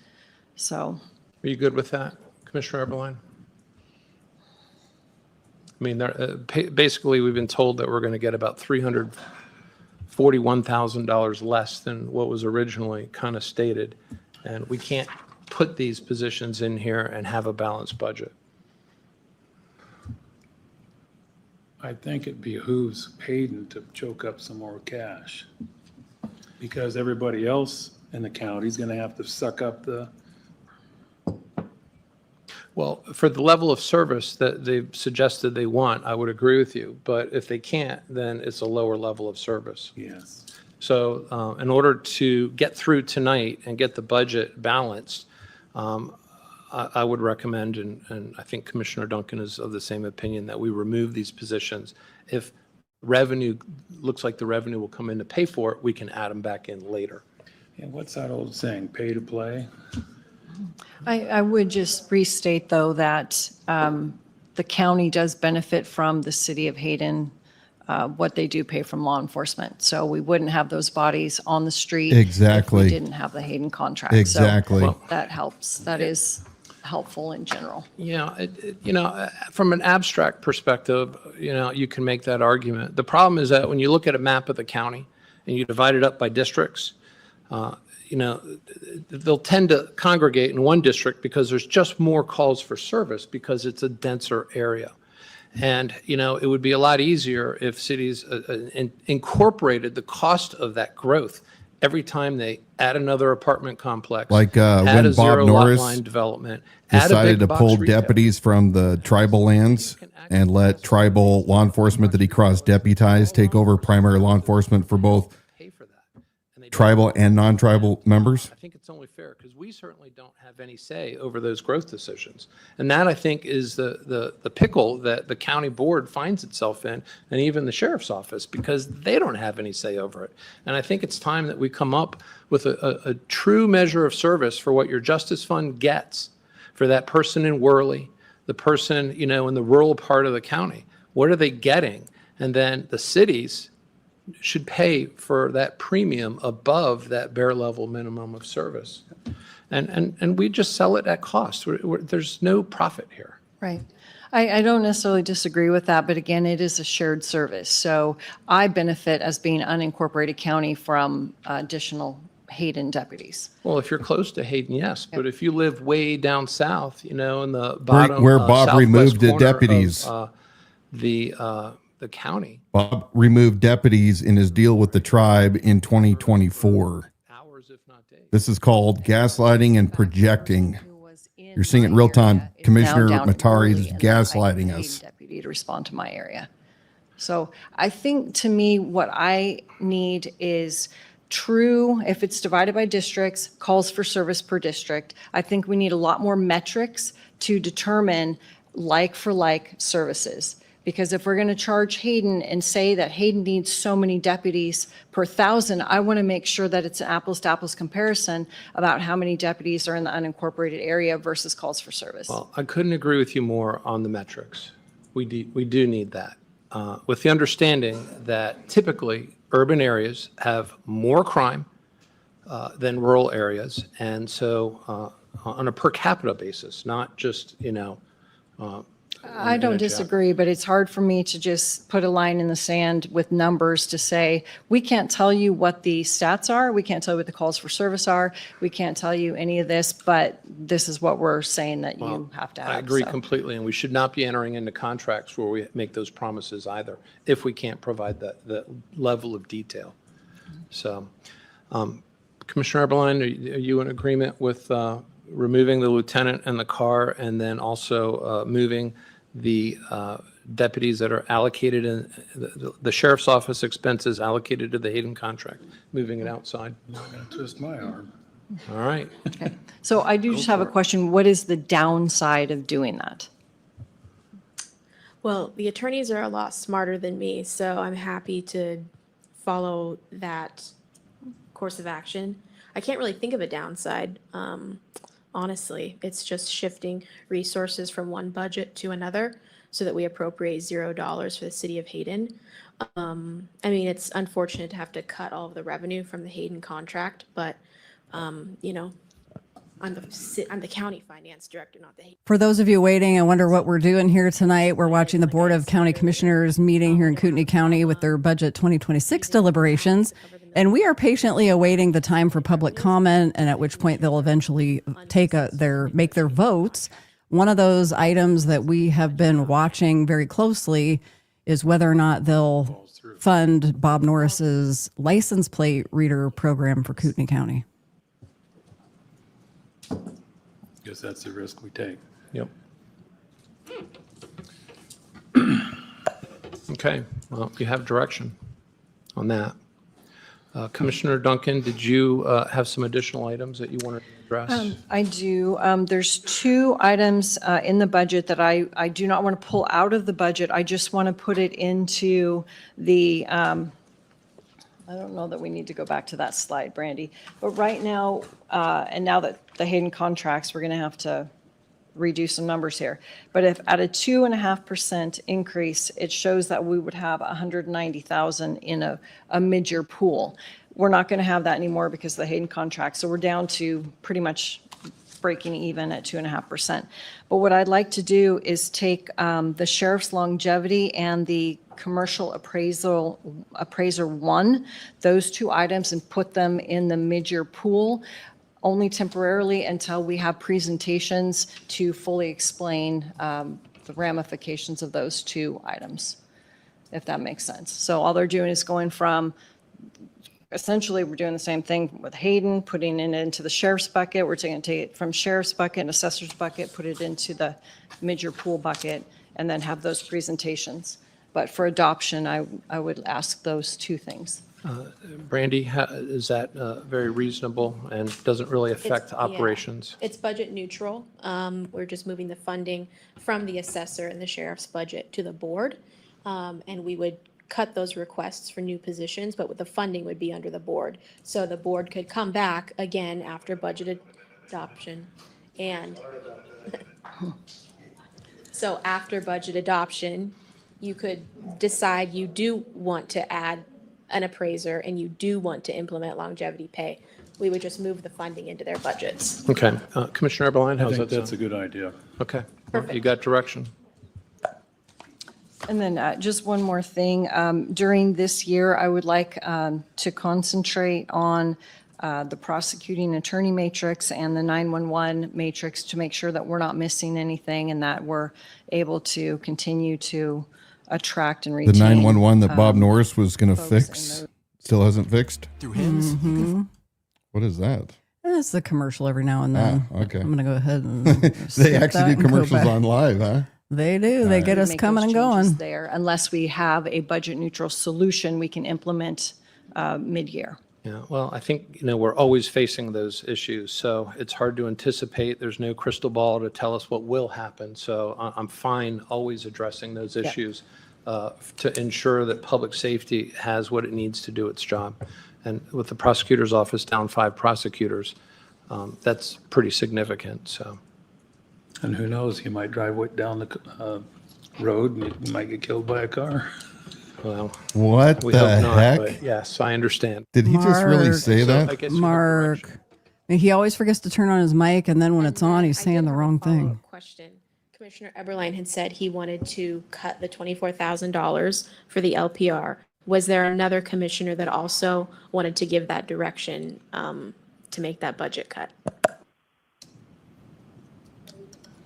Well, Commissioner Duncan proposed to remove it, so I would Yeah. I would Oh, I'm suspect sorry, that you have to Okay. on that. yeah. So I'll Yeah. add that to my budget direction to cut that from the budget before Friday. Yes. Okay. Where does that put us with a cushion at this point? There is no cushion because of having to cut the Hayden revenue. Okay, so we're pretty much net. You're going to have to stay at 2.5% tax increase. Is that where you were going? Yes, Okay. okay. So is there anything else that either of you want to bring up? There might be something in deliberations, but right now that's the only thing on my list. Commissioner Eberline? Fine, I'm done. All right, well, we're going to go into public testimony, but before we do, I'm going to recommend that we take a 10-minute recess. Is that okay? So it's 7:29. We're going to take 10 minutes. We'll be back at 7:39. Thank you. Okay, so we are watching live Kootenai County Board of County Commissioners fiscal year final budget adoption meeting. We listened for about 20 minutes to the discussion about Hayden and the future with contract services from Kootenai County Sheriff's Office. It seems like an air of hostility.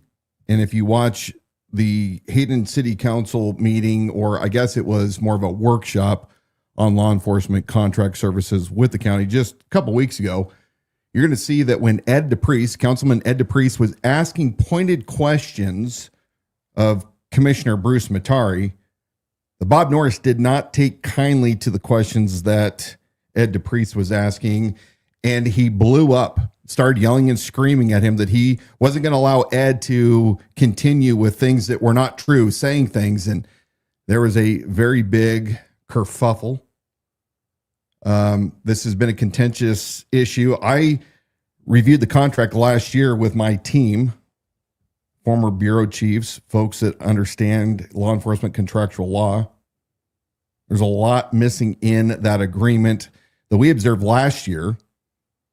But once again, the way we understand this is that when Bob Norris, who wanted always to be the hero, wanted to make everybody feel warm and cuddly in Hayden because there's this jump off point. What are we going to do for law enforcement?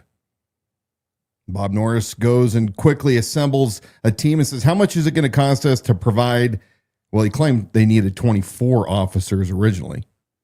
Hayden's nowhere near as big as Liberty Lake, and we patrolled Liberty Lake for a long time with fewer deputies than that, fewer officers.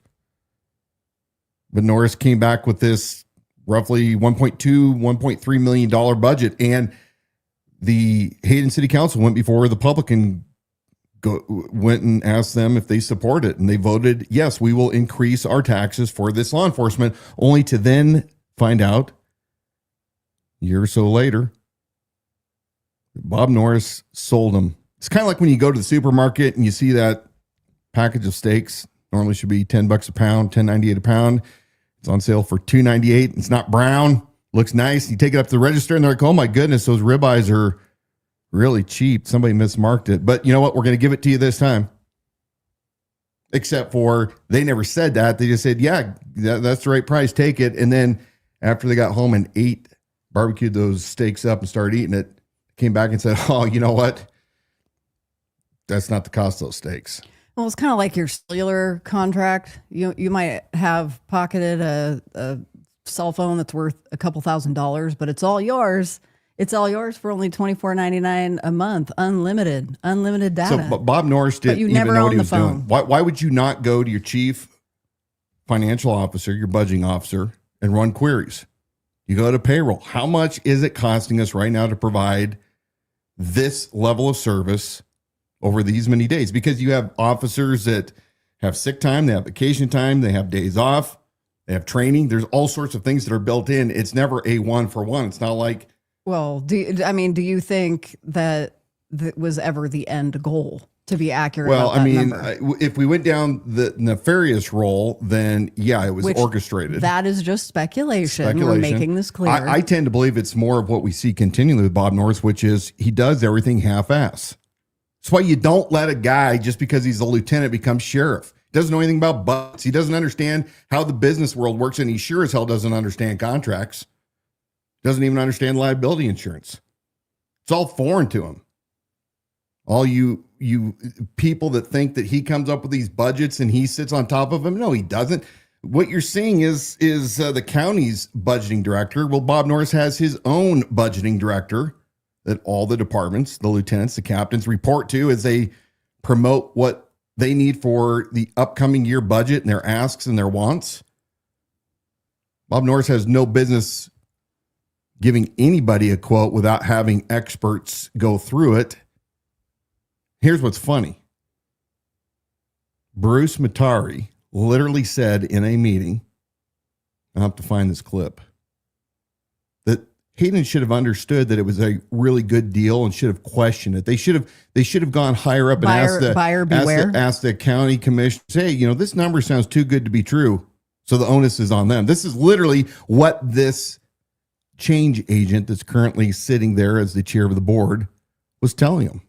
It sounds so twisted and complicated when he's presenting it. Hey, I want to say hello to those of you who found us over on the Liberty Without Compromise Facebook page because we were having connectivity issues on the Idaho Sheriff Facebook page. This is why we have redundancy that gave you an alternative place to connect to this live stream. So while you're there, for those of you who found your way there, I want you to like and follow the Liberty Without Compromise page. And then for those of you who found us over on YouTube, because you don't typically do that, make sure that you're liking the Idaho Sheriff channel there on YouTube, because all of these live streams will be archived there over on YouTube. Since we have a few minutes, I want you to go ahead and play the video of Bruce Matari being filmed last year while he's pro LPRs. It was great. Let's talk about the fact that he himself refuses to allow his plates to be photographed, and he self-admittedly states when confronted about it that he doesn't like the surveillance state, even though he votes for it, and he blocks his license plate so the LPRs can't get him. So when you get that video, feel free to play it. And I just a quick update too. We are here rebroadcasting the live stream of the Board of County Commissioners 2026 budget hearing. They went through about an hour and a half of deliberations on other budget items. We shared some of that. They're on a short break now, and my understanding is when we return, they will finally get to that public comment section. Is there a limit on StreamYard how long we'll play it? I certainly hope. Oh, not we don't get got. Okay.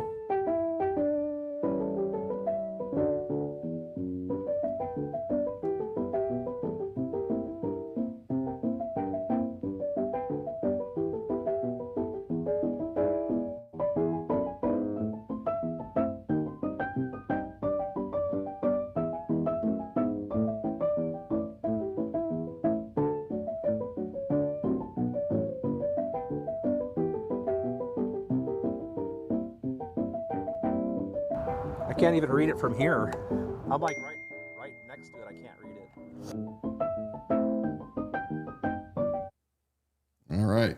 Oh, that was that, huh? Well, I think it interrupted once we received a text message. No, I don't think so. Oh, okay. Well, anyway. I think it ended there and turned sideways. That might not have been your complete video. Technology. There you have Commissioner Bruce Matari, now the chair. Wasn't there more of him? What was the intention to go to where he was playing the mind games with? Well, that's a separate. That's a 5-minute. We don't have enough time for that. But I did want to point out that your very leaders that are voting for this stuff that claim you have nothing to worry about, they themselves don't want to be surveilled. What I'm going to do is post a link to an article where we've got that full video, because Bruce Matari goes on to shame the citizen that showed up in a public forum, which is the time and place that you have to be able to present what your questions and concerns are. And he went on to play the victim, shame the citizen who brought it up, reframe the argument. It was pretty vile. So I just put a link into the comment section. You're going to want to click over on that and read what exactly it is, because we've taken that down line by line, all the areas of where Bruce Matari is manipulating that conversation. Now, I don't know if people picked up on this at the very end before they went on break, but it sounds like that the LPR budget is still being axed. You seem to get that impression. That's if I understood correctly, it sounds like that Everline and Duncan's decision not to include it in the budget stands. That's very good news. We'll confirm that, but right now, that sounds like it's a done deal. Brad Pugh wants to know if you're going to drink that whiskey or just let it sit there. Well, I mean, I do have to be somewhat coherent while I'm right. And it's pretty strong. So my question is, if they don't approve it, and this is one thing I was presenting at the top of the hour, because this rattling around in my brain the last couple of days, it doesn't get approved. Is there some other workaround that Bob Norris can, because what happens to the equipment and software that's already been installed and in use? And is there some kind of workaround where he continues to use the program regardless of funding? And it's just under some sort of updated agreement with Motorola? Not that I don't, not that you know the answer to that. Sure, we'll let you use it, but we're going to take your data. Well, yeah, I just don't. I don't I don't see know. it. I don't see it going away, regardless of whether or not it's the funding is approved. I just don't see that happening. We're waiting any moment now for the recess to complete and public testimony is up. I'm curious what the comments are going to be right now. I don't know. They always are interesting. But if this is the case, this is a win. If this is truly struck from the budget, then we have some celebrating to do, and we have some representatives that we have been extremely hard on. Now, Extremely. are hard they on. able to present that line item at any point? I don't think in so. I think this is 2026, why once or the it's budget set? is done, it's set. And that is, of course, that's there's also- always discretionary money that they can probably move around, but we'll see. Sure. Yeah. And that is also why these particular hearings that they do annually are as lengthy as they are. They started at 6:00 tonight, and we've been with them for the last hour and 40 minutes now, monitoring the situation and looking at their pie charts and tables. Yeah. Well, and again, we have been extremely hard vocally, publicly, on Commissioners Duncan and Eberline to make certain that they do not go back, and after they already told Bob they were axing the budget, to bring it back. So if this is the case and they hold true, and especially Eberline did not cave, then we need to write them. We need to make it known that we appreciate the fact that they listen to the citizens and that we thank them for representing the people. And it seems like Andy is observing that Bob Norris is not in the room. Any speculation as to why that could be? No, I because of my small screen, I can only see what's really up in front of me. And I know that when each department is there presenting, they're going to sit up at the front. So I wasn't able to tell whether or not from the small screen that I'm looking at whether We Bob was can't tell, in but the- Andy seems to think he's not in the room. Yeah. Is there a reason he might not want to be in the room tonight? Does it open him? Does it make him too? Well, maybe he's meeting with his vulnerable? attorneys to figure out strategy for his tort claims and his lawsuits. You know, and then we uncovered what is being reported to us. I could not find a record of it earlier, that Bob Norris was actually involved in another tort claim back in around 22. And it was for, I think, civil rights violations. I'll just put it that way. And it sounds like the county defaulted. They defaulted by not responding to the claim, and it sounds like that the plaintiff, the complainant, was awarded over $300,000. That is what it sounds like, and those were This reports that we were county seeing. can't afford the civil lawsuits and the civil rights violation that will come from a very experienced 30-year sheriff candidate. Oh, wait. You fixed it for him. Yeah. Fixed it for Yeah, him. right. You're right, Bob. We can't afford your multi-million-dollar debacles. And it's a good thing that when the helicopter almost crashed last summer due to your pilots wearing night vision and getting lasered, you know, when they're not supposed to be using night vision goggles over a city without having a backup pilot specifically for that reason, you're damn lucky that thing did not crash and cost the county millions. Not to even talk about lost life. But do you think they're going to come back from recess? I don't know. Are you certain that? All right, do you think they're going to come back from the recess? We're certain that The live streaming? stream, the Okay. live stream is still streaming. Let me see it. I just want It's to still check streaming. but verify. Yeah. Let's bring that up on stage here. Well, they still have their recess slide up on their Maybe their there's YouTube a stream. fist fight breaking out right now Who knows? between the old, Or maybe they went to recess and they're going to magically have some kind of technical issue and not be able to bring the feedback. my buddy Jordan, like a brother to me, worked patrol with him for a long time. One of the guys that I trust with my life. If you're watching right now, I got your text message, and I definitely will take you up on coffee and breakfast. Your treat.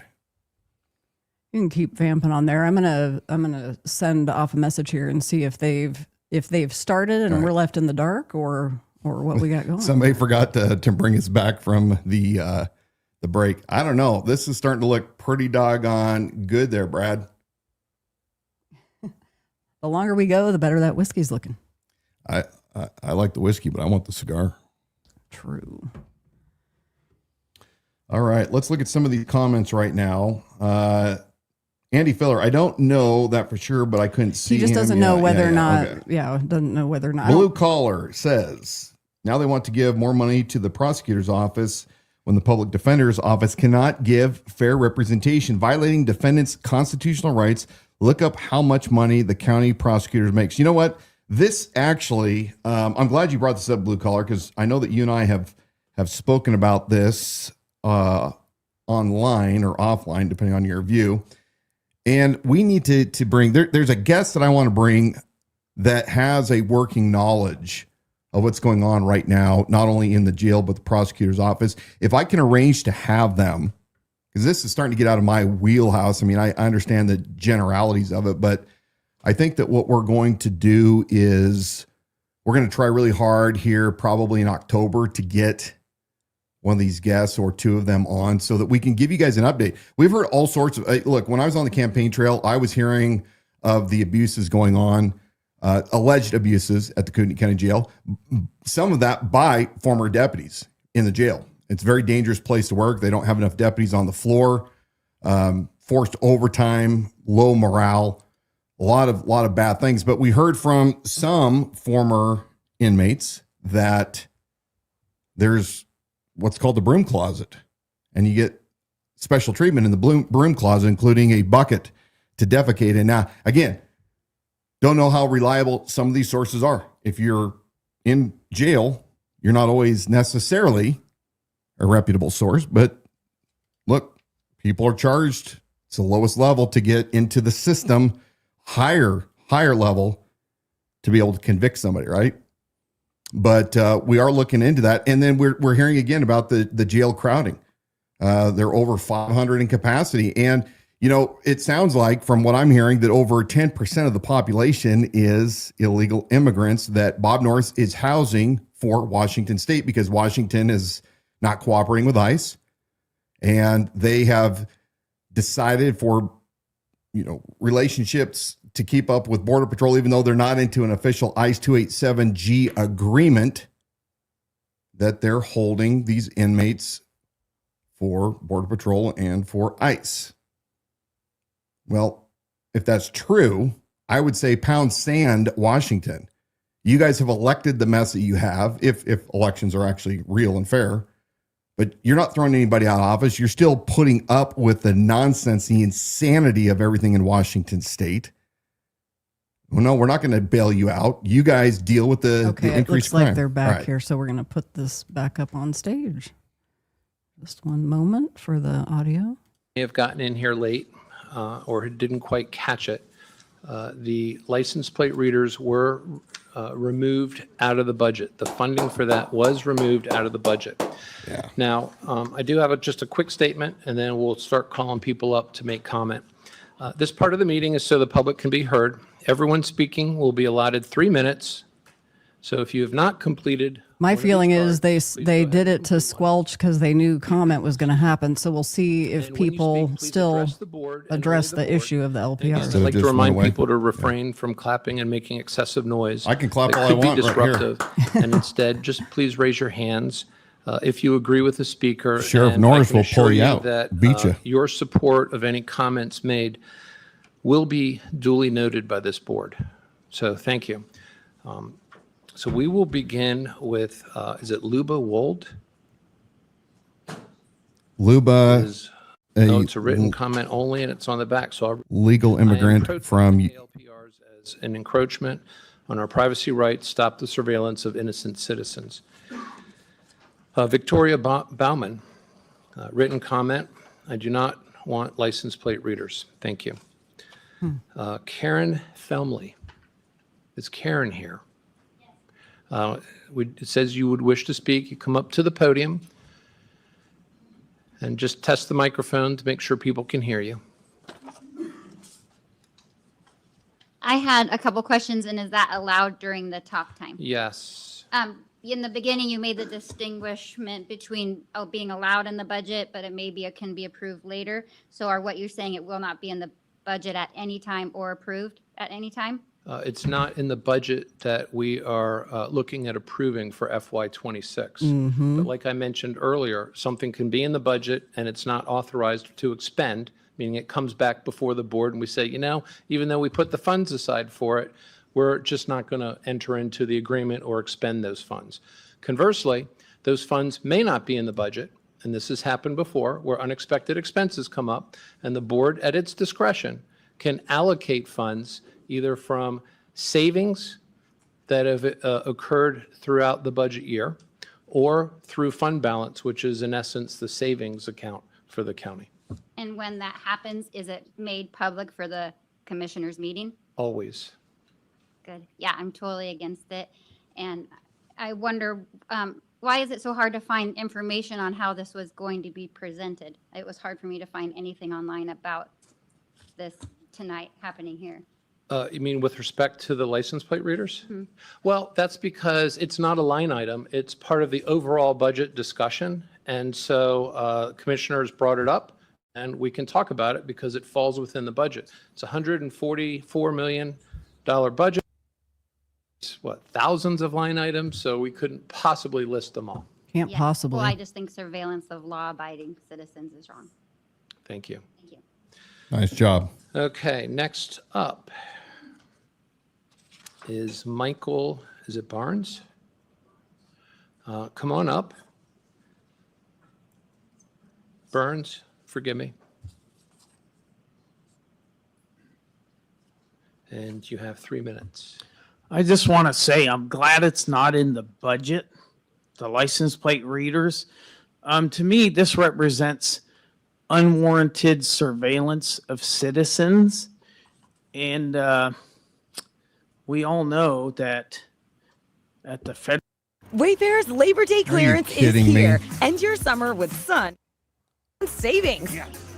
Don't either. Sorry about that. And lastly, I would like to say, if this issue is so important and this is such a good thing, why isn't the sheriff here? Instead, he sends his armed deputies, but he should be here to defend this. Great point. Tell the citizens why it's so damn good. Because as far as I can tell, from previous evidence, the okay, sheriff- good, he's yeah, here. the sheriff Good. yeah. I don't see that many citizens that support this. Yeah, well, the sheriff is here. And, Good. I'm glad he is. And this is not a public hearing for the sheriff to make the case. This is a public hearing for the board to decide on the budget.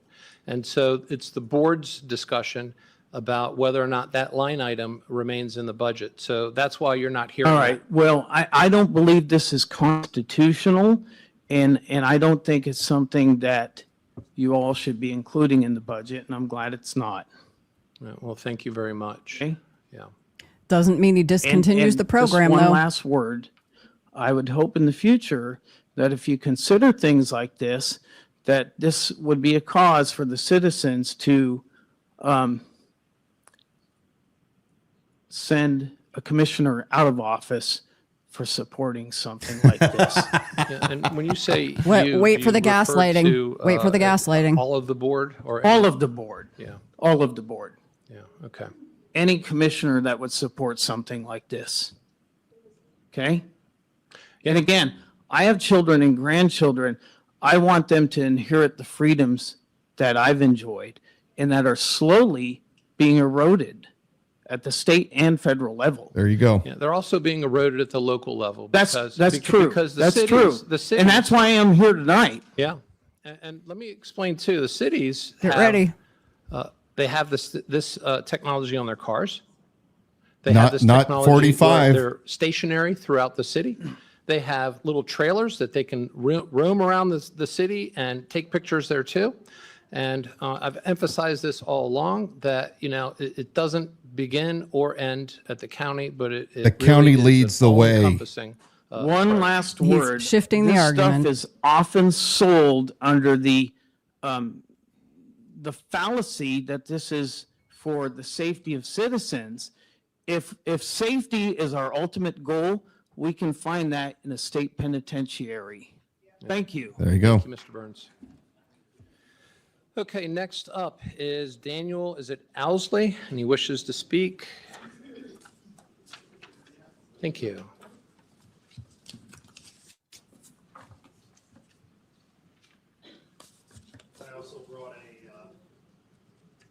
handout for you. And then do you need this read into the record or? No, Okay, because we all three got it. So it sounds like Daniel Owsley is heading up to the mic and he handed them some Okay, Mr. Owsley, you have 3 paperwork. minutes. All right. Thank you for hearing me today. I'm requesting that you vote no on the automated license plate readers. And we did, the board did. Yep. Shut up, Bruce. As I sent in my earlier email, there are significant security issues with this implementation. The operating systems involved have some significant issues. They also have some of the highest known security vulnerabilities so far in 2025.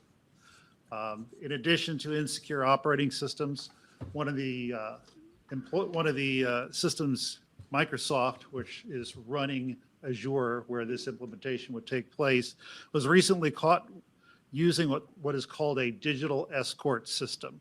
Digital escort system allows them to bring in, and they were actually doing this, Chinese nationals to manage the Department of Defense systems for approximately 10 years before they got caught doing it.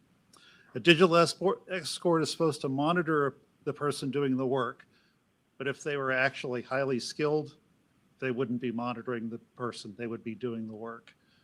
And if Microsoft was doing this for the Department of Defense, why would we think that they wouldn't do it for an implementation in Azure? In addition to these security issues, the most recent CrowdStrike hacking report is out, and that's what I gave you here. Just a slide from that. As you can see on the slide, there are more than 265 criminal and nation-state hacking groups that are being currently tracked. Government targeting by nation-state hackers has increased by 185%, and cloud implementation attacks specifically by nation-state hackers have increased by 136%. To put this in CrowdStrike's terms, you, me, all of us, we are the hunted right now. This ultimately really isn't about this sheriff or about this sheriff's department. In fact, we care a great deal about this sheriff's department. Ultimately, what it comes down to is this is not a tool that any law enforcement organization should have. Just as you mentioned with the cities, just as you mentioned with other groups, this is not a tool that any law enforcement should have. Rockstar. As I have seen in many years of working with state and federal government organizations, what was intended as a cost-saving measure or a safety measure can quickly become a point of authoritarian control. The usage and retention guidelines can and will be changed to become more authoritarian.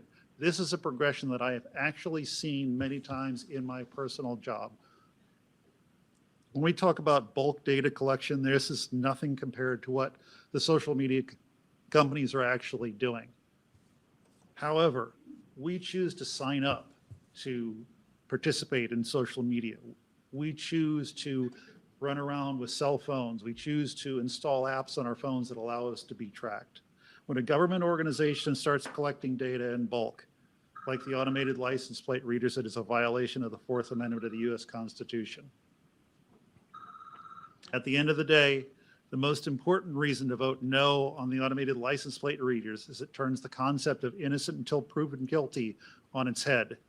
When there's a crime and law enforcement starts their investigation, they start gathering data. Mr. Owsley, I'm going to need you to wrap it up. Okay. To put it another way, the innocent who have committed no crime are now being surveilled by the government. This is a direct violation of the agreement between the citizens of this country and their government as outlined in the Constitution. To quote Thomas Jefferson, I prefer dangerous freedom over peaceful slavery. Yeah. Thank you. Amen. Thank you. Next up is Rockstar. Elsa Owsley. Did you want to speak? Rockstar. That was a subject matter expert, folks, telling you firsthand, even more articulate than I can be. A couple of things. Thank you so much for removing it from the budget, but the purpose of being here even after that announcement was made is that in case it comes back, we want to be a resource of information. If you guys need more information, we're not here to attack the good intentions behind it. We love our law enforcement officers. There's no doubt about that. And the last thing I would ask is, about 3 weeks ago, we had sent in an email to all three of you, and I want to make sure that that goes in the record because my husband does this for a living, and there was additional resources there that you guys could take advantage of and read it. I didn't bring my glasses, so I can't read it for you, but I don't know how that works out. We don't necessarily have to read it word for word into the record, but it is, all three of us have received it. And So it will it is a be on the public record. record. Okay, We'll add sounds it to great. the packet of information for And tonight. so that if the public wants to see it, there's some really good links there. Again, whoever decides to install apps, then it's really, some of them are really foolish, and I understand that. But they have the decision to do that. And with this, it feels like we have no choice. So There you go. that's the objection. Thank you so much. Outstanding. Thank you. Next up is Summer Bushnell, wishes to speak. We're watching live the Board of County Commissioners Budget Hearing 2026. We're rebroadcasting that. Thank you for joining us tonight here on Liberty Without Compromise. It is live. We're rebroadcasting it This live. is live. We are just restreaming their stream, and we're watching live together. Two sets of comments. Summer Bushnell, Post Falls resident. My first comment would be, I understand where you're coming with the sheriff contracts, but don't punish Hayden residents for the stupidity of most of their elected officials. What? Some of them aren't going to be happy that I said that live. Well, I think you are a could proven have liar in license plate court, readers, so. and I've said this to the Motorola guy and other things. I'm going to repeat myself again, but you need to have a clause that says no data goes out of the county. You need to have a clause that says there's no data shared. Excuse I'm me. sorry, but I know please. you don't agree. I don't care. The contract should say no data sharing with the federal government. And I know that one of the three of you had said something about having in the contract that the data is erased after a set amount of time and have an outside company verify that. I think if you could get those conditions met, you would have a lot more agreeable. No, As far as I know, you wouldn't. The contract I had read earlier this year doesn't have any of They that. take the So I'm glad data. that it got taken out of the budget. Thank you. Thank you. Next up is Linda Cook. She wishes to speak. Come on down.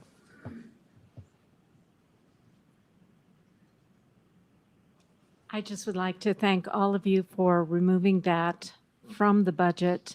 I think you do have a clear picture of the resolve that you'll be met with in terms of surveillance of people just say, going to North 40 to buy chicken medicine. It's nobody's business. It's not law enforcement business. But I do understand that you are not careless with officer safety. That's a canard that people will not fall for because that's not what this issue is about.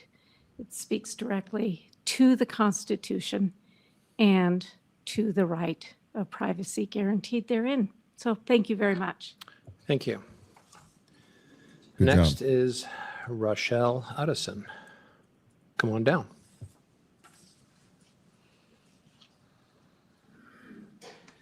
In addition to agreeing with other comments against the ALPRs, I'm here to urge you to always remember that this is Idaho, America. So we're like America squared. We don't give away our rights for a false sense of security or even real security. I support law enforcement, but if the cure is worse than the disease, it is not the right solution. I'll quote the Institute for Justice lawyer Michael Seufer. The Fourth Amendment problems with this unregulated mass surveillance are only getting worse as communities around the country begin using ALPRs or expand their existing surveillance networks. Nationwide, police are now using ALPR cameras to track the locations and movements of countless law-abiding people who have never been suspected of any crime. End quote. The Institute of Justice Plate Private Project includes nationwide litigation against the use of the warrantless search industry. So if you pass an ALPR provision in the future, it is possible that you would open yourselves up to litigation, which would double harm we the taxpayers. Thank you for your consideration and removing it from this budget. Thank you. Well done, Rochelle. Next up is Amy McCamley.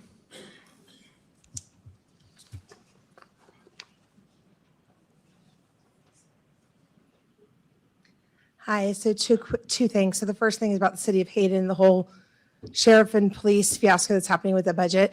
I was under the understanding that it was in faith, the negotiation between the city council and this whole thing with the budget. And now it seems like a decision's been made. So I really hope that all the city council are aware of that. Because that's just going to put the residents, I feel, kind of like in the middle of like a heated debate with the council. So hopefully that can get resolved. And then the second thing is about license plate reader. So yes, thank you for removing it out of the budget. But again, we're all speaking up because we feel like you said, this could get into the budget at another point in time. So I want to remind you that the Constitution is our contract. Hence my shirt, 1776 Forever Free. That is our contract. I've heard people say like, oh, well, as long as the contract says these things in it, we're okay with it. Not good enough, because those things can constantly be changed with software updating and things without our knowledge. I mean, it's too much down a slippery slope for us. The other thing is when we talk about in the name of safety, we hear that a lot. Well, we learned that after 9/11. In the name of safety, what ended up happening? Our citizens who are innocent, our rights were being taken away. 2020, in the name of safety. In the name of safety, wear a mask. In the name of safety, get the jab. In the name of safety, don't go to certain places. So then we go back to, well, if you're not doing anything wrong, it shouldn't matter. Well, going back to 2020, a mother taking her children to the park, that was against the law. Mothers were getting arrested for going to the park. People were getting arrested for going to the grocery store. Pastors were getting arrested for opening up churches. That was here in the United States. That was here in Idaho. Because all of a sudden what we thought was law, all of a sudden the laws and everything got shifted. So that's the problem with opening up this Pandora's box. So again, we don't want any of it. We're saying no to it. And the disappointing thing is, months ago, I know somebody said, well, how come we weren't aware about this on the line item? And I agree, there's thousands on the budget. Well, we actually did have, I believe it was Commissioner Duncan, we had an open meeting about discussing it. And everybody there, this room was actually more packed. And everybody there that evening, with the exception of maybe one person, all said no. And then somehow it still got approved. And now we're here having to fight it again. So that's why we're having to come back, because even though we've all said no, it just keeps creeping back in. So we're here to remind you that we're not going to stop saying no. And hopefully we can just keep, I guess it's our responsibility to make sure our friends and our neighbors know when these meetings are taking place so that our constitutional rights are not being taken away. Thank you. And if I could just respond to that. Get ready. Get ready. The elected officials put those in the budget. We don't put them in the budget. They're presented to the board in their budget presentations. Correct. So it's the elected officials that drive these things. And the board, like I mentioned before, is, again, it plays a check by not only adopting a budget, but then also authorizing the expenditure of the funds. And, at least from my personal position, I've said this before, I've said it many times recently, that I was okay with doing it for 1 year, that the sheriff's office would have to provide the data, that I originally said I wasn't for this. I said you should pull this out of the budget. No, you didn't. You need a compelling case. No, And you I feel didn't. that, we should make data-driven decisions. We have the receipts. Now, that does not negate the fact Didn't happen, Bruce. of the concerns of people in this room. Okay. So I've never said I want to Okay. do this for a second year or more. Okay. I've only said, and I've said this to the sheriff as recently as a week ago, it's one thing to have the money appropriated. It's another for this board to approve it. And that it is up to the sheriff's office to provide a compelling case to the community as to why it should be continued. So I just want to clarify that and just let you know that these items that get into the budget, we don't put them in there. Correct. Yeah. Yes, I know that. I guess it was just the fact that in the beginning, it seemed like the vote was going to be no against it. And it was put in, like you said, for that year. So now I heard you say earlier that Commissioner Eberline and Duncan are voting to take it out of the budget. Are you voting to take it out of the budget as well, or you're voting to keep it in the budget? Well, I'm not voting any at all because two commissioners gave direction to staff. There was no vote. There was no motion and no vote. But you didn't hear me object and you didn't hear me advocate. Well, because that's super convenient, because you did the same thing when we tried doing the traffic cameras. Okay. So Well, thank you. Here's the thing, okay, is like I said, the money can be in the budget or it cannot be in the budget. It does not prevent it from getting in there later. So, it doesn't matter. If it's not in the budget, it's not in the budget. And, that's one step. So, thank you, though, for your comment. Next up is Bill Breezy. This is Dan and Donna Wilson with Liberty Without Compromise. We're broadcasting live the Board of County And Commissioners. I'll just add one thing real quick, that it is super helpful if the citizens can at least watch. If you can't come during the day, I understand. But the end of May, beginning of June, that's when all the elected officials present their budgets. So it's very, very helpful for the citizens to see, because they always have to bring new things before us, and then they're highlighted. So I would just encourage, put on your calendar for next year, the beginning of May, to start watching for those elected official meetings. So, and you can go back right now and watch them too. Just remember that Bob Norris implemented the LPR program, Well, it does begin. and at it was the not a first part of budget the item. cycle. It was nothing that was voted on by the 3 commissioners. minutes. I am here to also oppose the LPRs, but I also have a concern about the data and how safe it is. We've heard it's 100% safe. It is it's can't be hacked, anything else like that.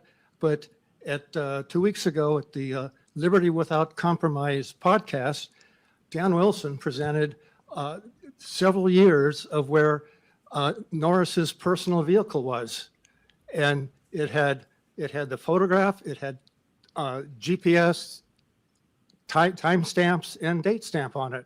And if Dan Wilson can get a hold of this, there's a problem, And so I think this needs to be investigated and determine, how safe the data really is. Thank you. Thank you for your comment. Yes, absolutely, Commissioner.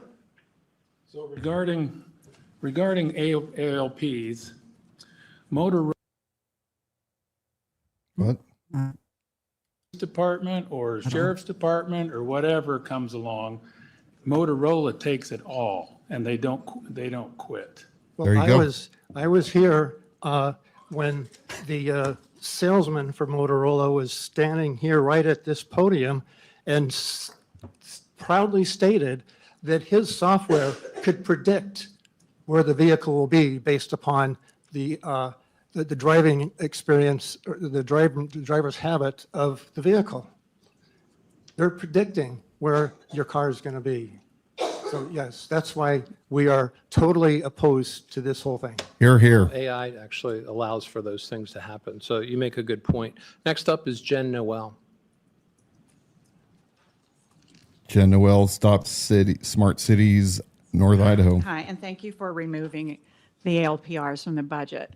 But I guess my concern is, as elected officials, you took an oath to the Constitution to protect our freedom, and this should be a no-brainer situation. It should have never gone to this point. And our elected constitutional sheriff, I think that we're wasting a lot of time on something that you should all know. It should be innate. Yes. Our freedom is non-negotiable. Yes. We don't trade our freedom for safety. And I would hope every elected official knows that, so that we don't have to spend time at these meetings begging you to understand and hear us. Thank you. Good job, Jen. Next up, Kathy Mickles.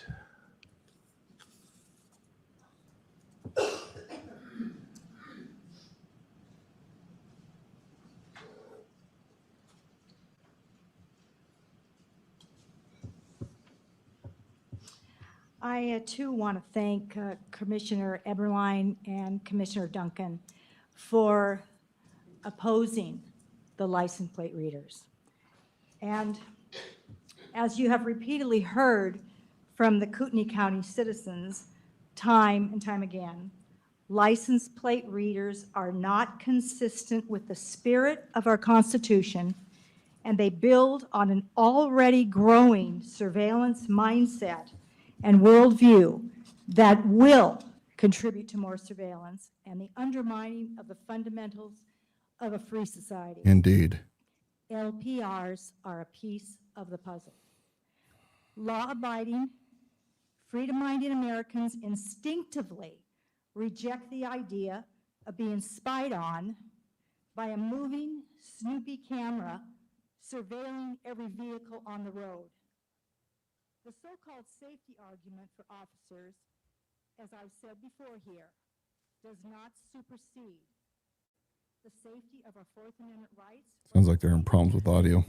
Yeah, this is the Liberty Without Compromise broadcast. Your hosts, Dan and Donna Wilson. We've been broadcasting live the Board of County Commissioners budget hearing, and they've got public comment underway right now. Awesome comments. I mean, very, very well spoken. I'm sorry that Kathy's not being. Yeah, the audio feed has been good. It sounds and appears as though they're having issues there in the room that aren't our issues. Maybe we should message. Do we know there that we can message? Well, I have been. Okay. Yeah. I mean, I could kind of hear the mic phasing out, which is probably a battery issue with that microphone, unfortunately. So hopefully they fix that. That is a wireless microphone at the podium. That is what it sounded like to me. So we don't have any control over that part of it.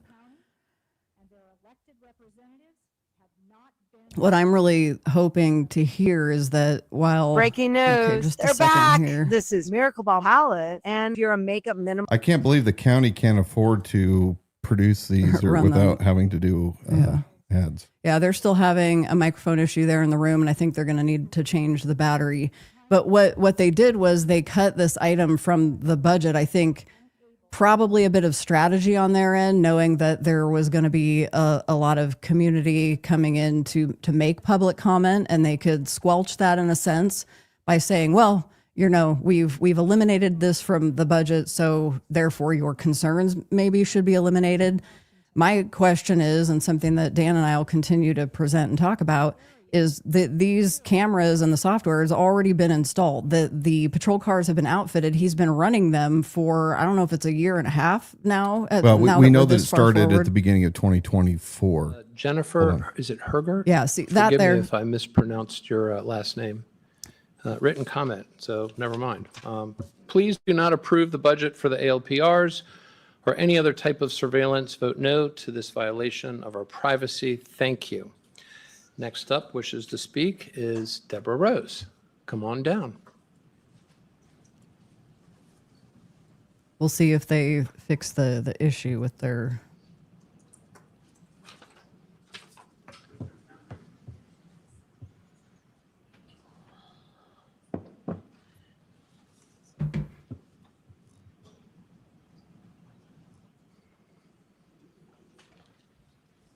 My comment is not going to be popular. Oh, awesome.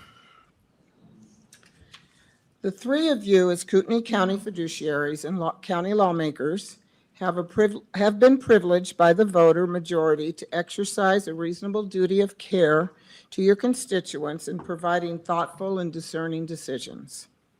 I'd like to address the money budgeted, and I understand that you've already taken it out of the budget, but I drove all the way down here from the north part of the county to have my 3 minutes, so I'm going to use them.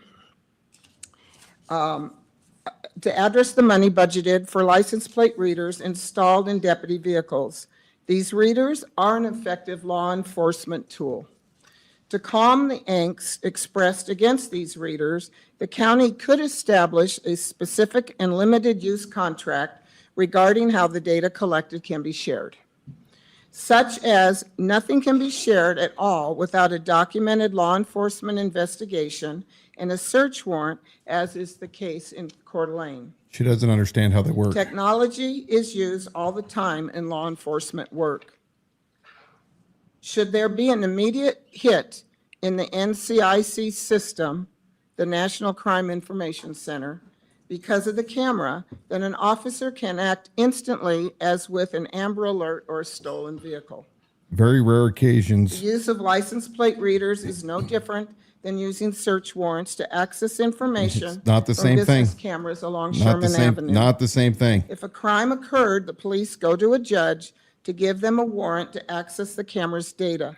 The same process is used by law enforcement to gain access to cell phone call records, including private text messages, photos, and videos. Such access has been used to prove an innocent person's innocence, and I know that. A person of interest can be cleared, or an accused individual can be exonerated by using this type of technology. We can only hope our sheriff and prosecutor would act accordingly. While I support funding for license plate readers, I do have to wonder why any honorable person would object to their use or feel a need to place a cover over their license plate. Matari. I'd like to address something real quick. I think I have a little more time left to the emergency management services. With all the growth up in my part of the county, the Bayview, Athol area, Spirit Lake area, I think it's time to start looking into putting some money into ALS service up there. The time difference to getting people in that area to the proper care that they need can be the 6 minutes difference, can be the difference between life and death for them. Thank you. Welcome. Okay, next up is Amy Fonstrom, wishes to speak.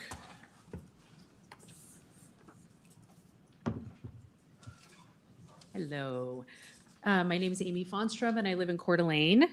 The first thing I wanted to mention was, well, okay, so the beginning when these license plate readers were installed on the cars, just to remind everyone, they were installed without any of us knowing. They were in demo mode with no contract. To me, that's very irresponsible. And also during that time when the approval for the software was done, the Motorola representative lied in one of our meetings. And then as well, it was, there were 38 vehicles that were approved. And then as soon as it was approved, all of a sudden I saw that it was actually 48. And that was kind of confusing. So I feel like we've just been lied to about everything. The data is not safe. And also, I just feel like I can't trust our sheriff. I feel like he always talks about misinformation, yet lies. Anyway, so I guess the main next question I have is, so what now? So the software is not approved. What are the cameras going to be doing from here on out? So it's approved through this year, correct? Like through December, but then in January, are they going to be shut off? Or is the software just for holding the data? Fiscal year. So go ahead, Commissioner. How long will the data be, like in January, how long will the data be saved? So it'll be, my understanding is when the contract ends, then we no longer have access to the data. But they do. So- But Motorola But I does? thought But they we have, it's hold our the data, data. so they have to delete it within our 30-day period. Uh-huh. So But moving forward in January, they're going to still be recording, right? no, So- they will be recording their normal traffic stops and everything like that. They record as they go. It will not pick up and identify license plates any longer. And I mean, how can we guarantee that unless, Well, unless I mean- everything's removed off the vehicles? There you go. So is that There something you you go. would consider or She's anyone? I right. mean, what would happen? What would need to be done to get that approved, to remove everything? So the problem is nowadays the cameras are for, to record events. No, and no. Accidents No. essentially that the officer may or may not I get thought they had into, dash cam that and kind body of thing. cam. What's So she talking it's about? been I longstanding disagree. I we've don't think had this these is cameras correct. on our cars. So they're just regular Motorola cameras that happen to be able to have this additional software installed. And to have that, my understanding is we're not going to pay Motorola after December. Therefore, the cameras will no longer have that feature. The feature will be shut off, but it'll still be a normal camera that we have in the cars. We'll have to look into Okay. that one. So is there a contract for that? No, it's just, we bought the cameras. It's just like the body cameras. And you can request that too. You can request the, So Motorola won't Definitely. have access to it? no. Okay. Well, I'm against them, but I was just curious about moving forward, what's going to happen. So, okay. Thank you. Thank you. Next up, I have Sandy Turner wishes to speak. Come on down.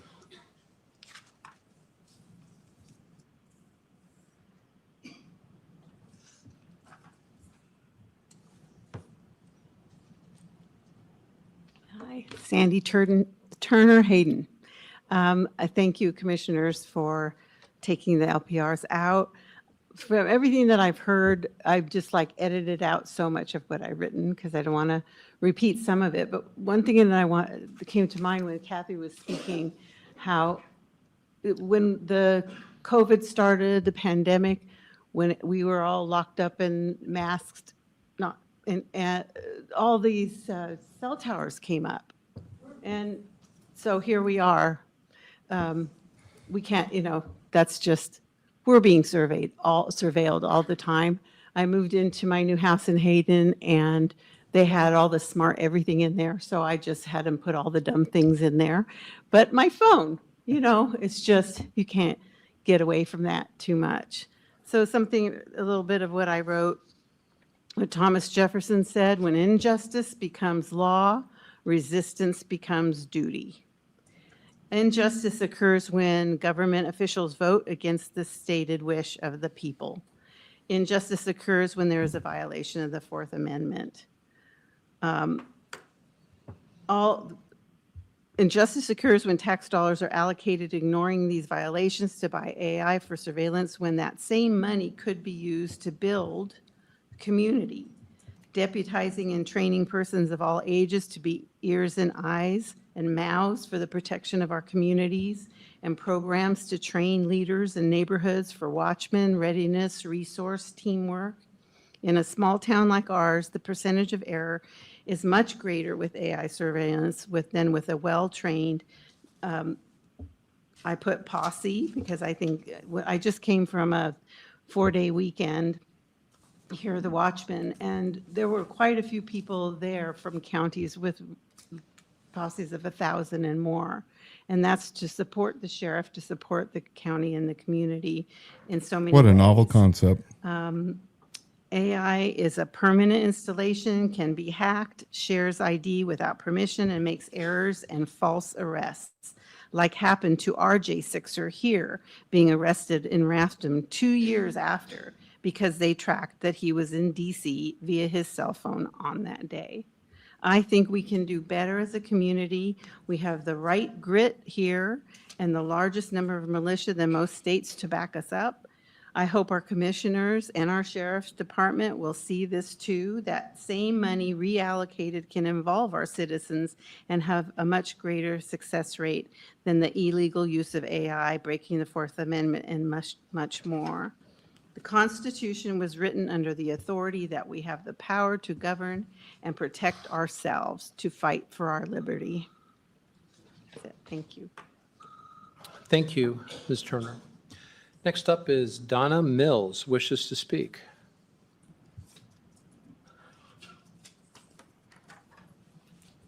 Hi, good evening. Thank you for this time. My name is Donna Mills. I'm an ordained minister in this town. You believe in that sign behind you? Do you believe in that sign behind you? Of course. Okay, then that is the only Lord we need over us. I thank you for taking that out. I'm concerned with a sheriff that uses the word dirtbags for other citizens. Ma'am, I'm sorry, but you are to address the board. Oh, I'm concerned with a sheriff that refers to other citizens as dirtbags when we are all, if we all believe in God, we're all connected. There is no She separation. wouldn't like me.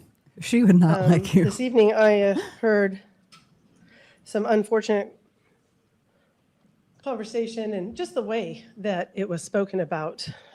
You, sir, how do you pronounce your last name? Bruce? Matari. Matari, thank you. What I heard from you is you said that you made a comment about south of us and what resources they would get, but then you said that most of the crime is in the city. So I don't see the point of the comment that you made protecting the outlying areas if crime is here in the city. So I'm finding redundancy and also contradiction in some of your words. If I could real quick though, I get emails from people in the unincorporated part of the county who ask about patrol services. They have not seen. Let's cut patrol away from this services. for a second. While We'll I keep appreciate monitoring it. the I did check the Motorola M500s, which are the cameras that it's our understanding are being used by Kootenai County Sheriff's Office. They are hybrid cameras, so they do not only LPR, but they also do regular video surveillance. Function as video. Three- And do you 360. think that then would be manually activated if and when they needed it? Maybe it has a wider angle lens. Well, no, they have several. They have one wide angle, and then they have different lenses for different purposes, but there's 3 of them. Really, it's not that hard. You can look it up, Motorola M500s, to find out the cut sheets on what these cameras do. It's readily available. But I think that, you know, what we're witnessing right now is citizens who have lived through a lot. They've lived through the COVID years. They've lived through, the Biden administration, which is we're going to force citizens to do things because you don't agree with us, and we're going to force it. And by the way, we see it on both sides. We see every bit of tyranny on the right side, depending on who you're talking to. This isn't a right versus a left. This is about liberty versus those that would be serfs. And the bottom line is that people are waking up. We don't care. We have a Republican sheriff. We have even though they're not political, you have commissioners that are all rated and vetted by the KCRCC. Maybe I forget. Maybe they are partisan. They're moving on to the next comment here. I don't know if we'll might find interest in this one. But the people in this county don't trust Republicans. Good evening, commissioners. Thank you for taking the time to listen. I'm Sandra White. I'm on the Hayden City Council, but I'm here speaking for myself alone. And I want to speak regarding the law enforcement services possibly ending in September. And I'm speaking for the taxpayers who have shown good faith in the sheriff's department. And I would just we're going like to cut away from ask this. that So you, we'll re-jump in here momentarily, but as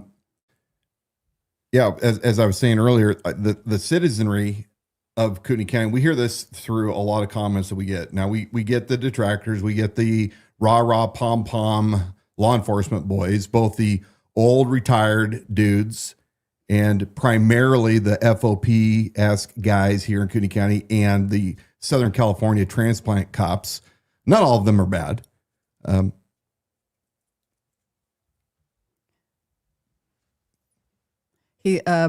Commissioner Bruce Matari is opening it up to anybody who didn't fill out a card who might want to speak. Phone. Who would like to speak? Or online that you can see? No? Of course, I had a letter that I asked them to read in, and apparently Then I would take a that was motion not to done. end public testimony and enter into deliberations. I move that we end public testimony and enter into deliberations. Second. Commissioner Eberline. Aye. Commissioner Duncan. Aye. Chair Matari. Aye. Okay, well, the first item we have is the approval of the Aquifer Protection Okay. District FY. We're going to go ahead and cut away now. We've heard everything that we needed to hear. As those of you who maybe are just joining us, we were live streaming tonight Kootenai County's fiscal year 26 budget meeting, where they are going to vote on implementing the budget as presented. The ALPR software budget by Motorola Solutions Vigilant was cut by a vote of Eberline and Duncan back in, I want to say it was July. Despite Sheriff Norris's attempt to lobby Eberline, as he publicly admitted to, it looks like that failed. So right now, as it stands, the ALPR fund is not in the budget. However, as was articulated, and this is where you patriots have to be vigilant, it's not saying that it can't be funded later from a different fund source. So kind of think of it like the Empire Strikes Back. Now, we showed you that Bruce Matari, talking about a conflict of interest, Bruce Matari was Sheriff Bob Norris's campaign manager in 2020.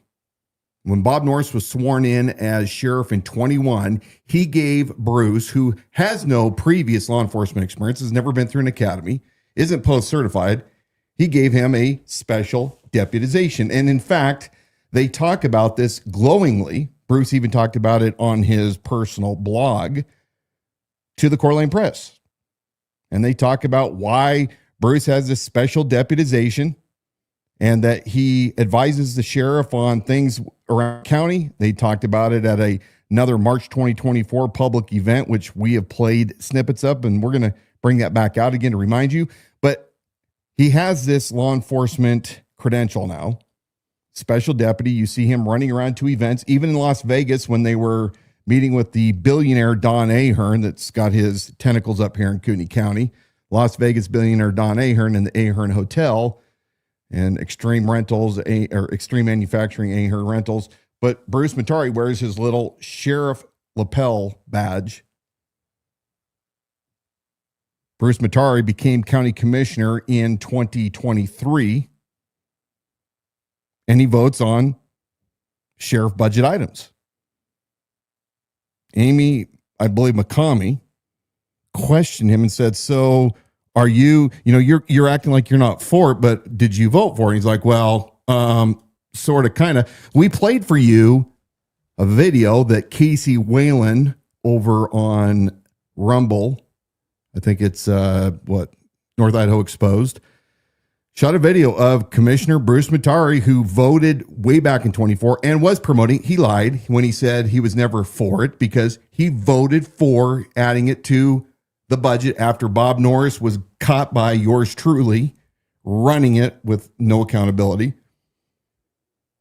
And he's voting on these budgets. But when Bill Breezy, who you saw speak earlier, confronted him last year at a county commissioner meeting and said, hey, why do you have a license plate blocker on your vehicle, your BMW? And, I'm from DC and Virginia, and I'm against the surveillance state. But, we have to balance it with fighting crime and officer safety. And I'm not for it, but, we have to, this fine balancing act. And Casey Whalen followed him to a public event because anytime the sheriff has an event, Bruce Matari has to tag along. You can see all the videos. And he catches his BMW with this license plate blocker. So again, my friends are in law enforcement. You think this is funny. You think I'm absurd. The citizens articulate it very well. Daniel Owsley articulated it very, very well when he talked about no data is secure. None. And they have proven over and over again how it's hacked. Has nothing to do with you being able to do your job. You guys got to get out of your bubble. It's a selfish bubble is what it is. You're saying you want your job to be easier at the expense of the citizenry. That's what you're saying. Well, they'd also argue you get those broader stroke readings and it's a higher likelihood you're going to catch criminals that if you're entering things manually or the old fashioned way, you never would have otherwise. Well, you could catch a lot of criminals too if you violated the Fourth Amendment, didn't have to get a warrant for things or probable cause. When you and I sit down to really hash this out, because I like to see things from both sides. And so I say, okay, in their position, I understand the argument from a patrol standpoint and the offense taken or that they will take from anybody who suggests we should not be using this because they defend it and they're like, how dare you? Yeah. How dare you? Don't have to do my job. Yeah. You're not putting your life on the line. No, they're talking to me, not to you. And it's like, how dare you even suggest what do you know? Oh, I did. And I have no qualms. What do you know? I will sit down any day. Anybody that wants to disparage my service, the fact that I went through an academy, I passed my academy. I was certified with the state of Washington as a special commission police officer. I had full authority when I worked. And I did all of that while holding a full-time job, running 2 companies and having an active family. I went through the academy, and not only did I pass, but I became rookie of the year my very first year out. I was the oldest person in my academy. And I went on to serve for 12 years, including not only patrol after a full week's worth of work, getting up at 4 a.m., hitting my workout, working through my job during the day, and then going and working the afternoon through the early hours of the morning to be a patrolman, a backup. Never said I was the most high-speed officer at all, but I did the job. Prosecutors didn't throw out my cases. I didn't get embarrassed in court. I was a solid officer. No matter what you full-timers that are so intimidated by it want to say otherwise, and I've had enough of the shit that you keep lobbing my way, and I'm going to publicly say it. Most of you have a fragile ego if you're going to comment and say that a reserve officer is like a security guard or doesn't have experience, shame on you. I actually did the job that you do for pay. I put my life on the line. I pushed my own patrol car. I went to every 4-hour monthly training. How many hours do you train on average? I went and put myself through other training. I know law enforcement, and I am the perfect person to stand between government, law enforcement, and the people to say, I understand the needs of both, but I will always stand for the people. Now, Bruce Matari, this conflict of interest, no psychological evaluation, no background checks that I'm aware of, no polygraphs, but he's a special deputy. And how does anybody not see a conflict of interest? This is like Congress, like a congressman like Pelosi, sizing up with Donald Trump, or maybe I should say Joe Biden, and running around, palling around together. No separation of power. And Brian Bushling, you're an idiot. For a prosecuting attorney, you are a flat out freaking idiot when you publicly stated that I didn't understand the Separations of Power Act and it was talking about Congress. The hell I did. The problem with you, because you're an ignorant asshole, is I understand the intent, which is separation of powers, meaning co-equal authority, but separate. And how the citizens of Kootenai County, after knowing this for 2+ years, continue to turn a blind eye while you have somebody in the legislative portion of our county government colluding with the executive. You don't think that that's not a potential risk? And Brent Reagan, Mr. Conservative, Mr. Leader of the local true Republicans, you don't publicly say anything. This is why the citizens of this county don't trust you, because you have no integrity. Bryant Bushling, who's no longer a prosecutor, ran his mouth while he was a prosecutor about what would happen if law enforcement pulled out of local communities that were primarily African American and the third world conditions that would ensue. An extremely racist, derogatory remark that a prosecuting attorney should not have done. And somehow we're supposed to take what you say about separation of powers serious? What a moron. I'm glad you didn't become prosecutor in this county. We're not going to trade our dangerous liberty, and we have just begun the fight. There is so much more to do.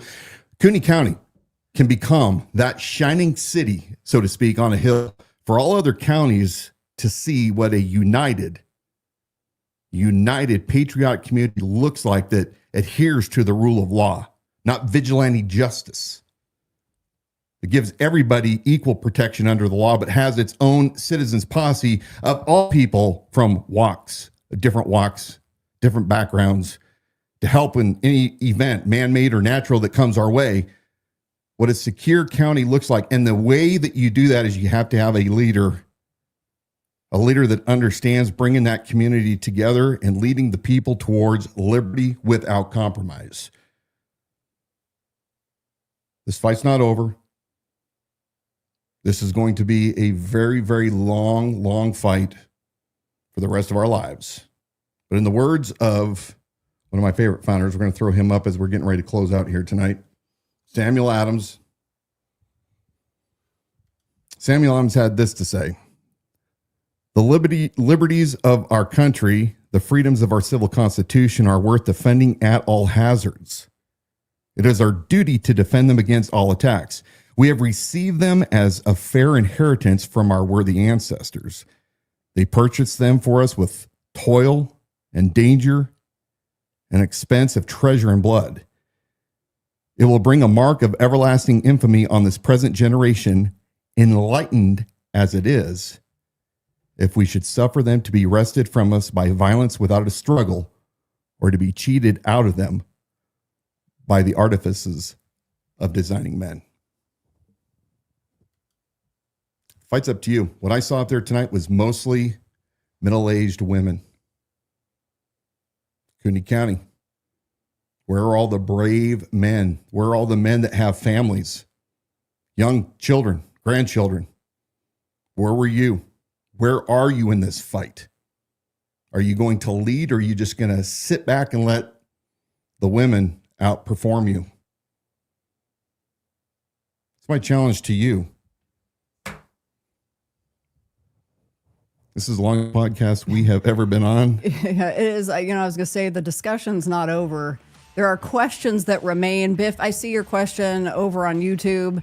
He wants to know who pays for the hardware, the cameras, who owns them, Motorola, No, who keeps them. I've got somewhere the receipts. After a potential failed contract, do they get repossessed? In other words, absent the software, who's paying for the hardware and who services them? These things are not free. And Do a I reminder, smell a public records request Yeah. coming in, Biff? Yeah. Nice name, Biff. I can nice, send you the nice link. one. I like Biff. Biff is old school law enforcement. He is the kind of guy that I love in this community, that came from, as he said, California with a K. Yeah. He did the job. He worked hard, dedicated his life. The perfect peace officer. A reminder, Sheriff Bob Norris, he had those license plate readers installed on 40 plus, 45 plus We don't patrol know. cars, 40, 45, 48, 50. 36, We whatever. don't know. The number keeps changing. And that LPR technology has been in use here in Kootenai County because Sheriff Bob Norris did it in the shadows. It will continue through the rest of this year. So the point is, the fight is not over because we don't know. We really don't truly know with elected officials who have been dishonest, who have had no problem implementing these sorts of things without public knowledge. Why would I believe, or any of you believe, that that's going to change moving forward? Because they think, hey, we've got short-term memory. There are bigger things to worry about. But yeah, that conversation I know is one that we're going to continue. I think it was maybe a victory in a series of events. Short victories. Yeah. Stay vigilant. As always, remember, you did not descend from fearful men. You descended from men who understood the times. They acted accordingly, self-sacrificially. They dedicated their lives and their fortunes, and most of all, their sacred honor. What are you doing to uphold your end of the deal? May God bless you. Stay strong and courageous. We will see you next time on the Liberty Without Compromise broadcast. Thank you for joining us tonight. Liberty Without Compromise. Visit our website to watch past episodes and view exclusive reports on the Kootenai County political power players. Read that article. Watch that video of Bruce Matari and all his manipulation and political games. You can watch it firsthand. We break it down play by play. That link is in the comments. You can also go to libertywithoutcompromise.com because it's a recent post right there on the home page. You can also order your Liberty Without Compromise apparel, your hats, your sweatshirts, your hoodies, all of the good stuff right there on our website. That's one thing you can do to help support this program. And for our podcast, you can listen and subscribe wherever you get your shows. Tonight was a good reminder to subscribe to all of our channels, the Liberty Without Compromise Facebook page. If you're sitting there right now, be sure to like and follow that page. And then over on our YouTube channel, it's at the Idaho Sheriff. Subscribe to that channel. Any final words out? You gave all the final words. Pray for Jim, my buddy Jim Harbin. Praying for you and for a miracle. We love you, brother. I think I'm in love with Widow Jane. Need it after tonight. Widow Jane and a Gatekeeper cigar.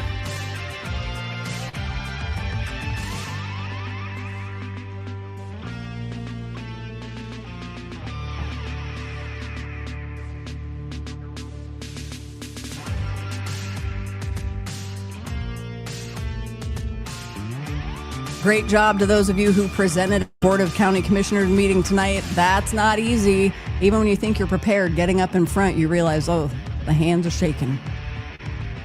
And men, that's an encouragement to you. You need to step up because it's been majority of the ladies. So take heed of Dan's words.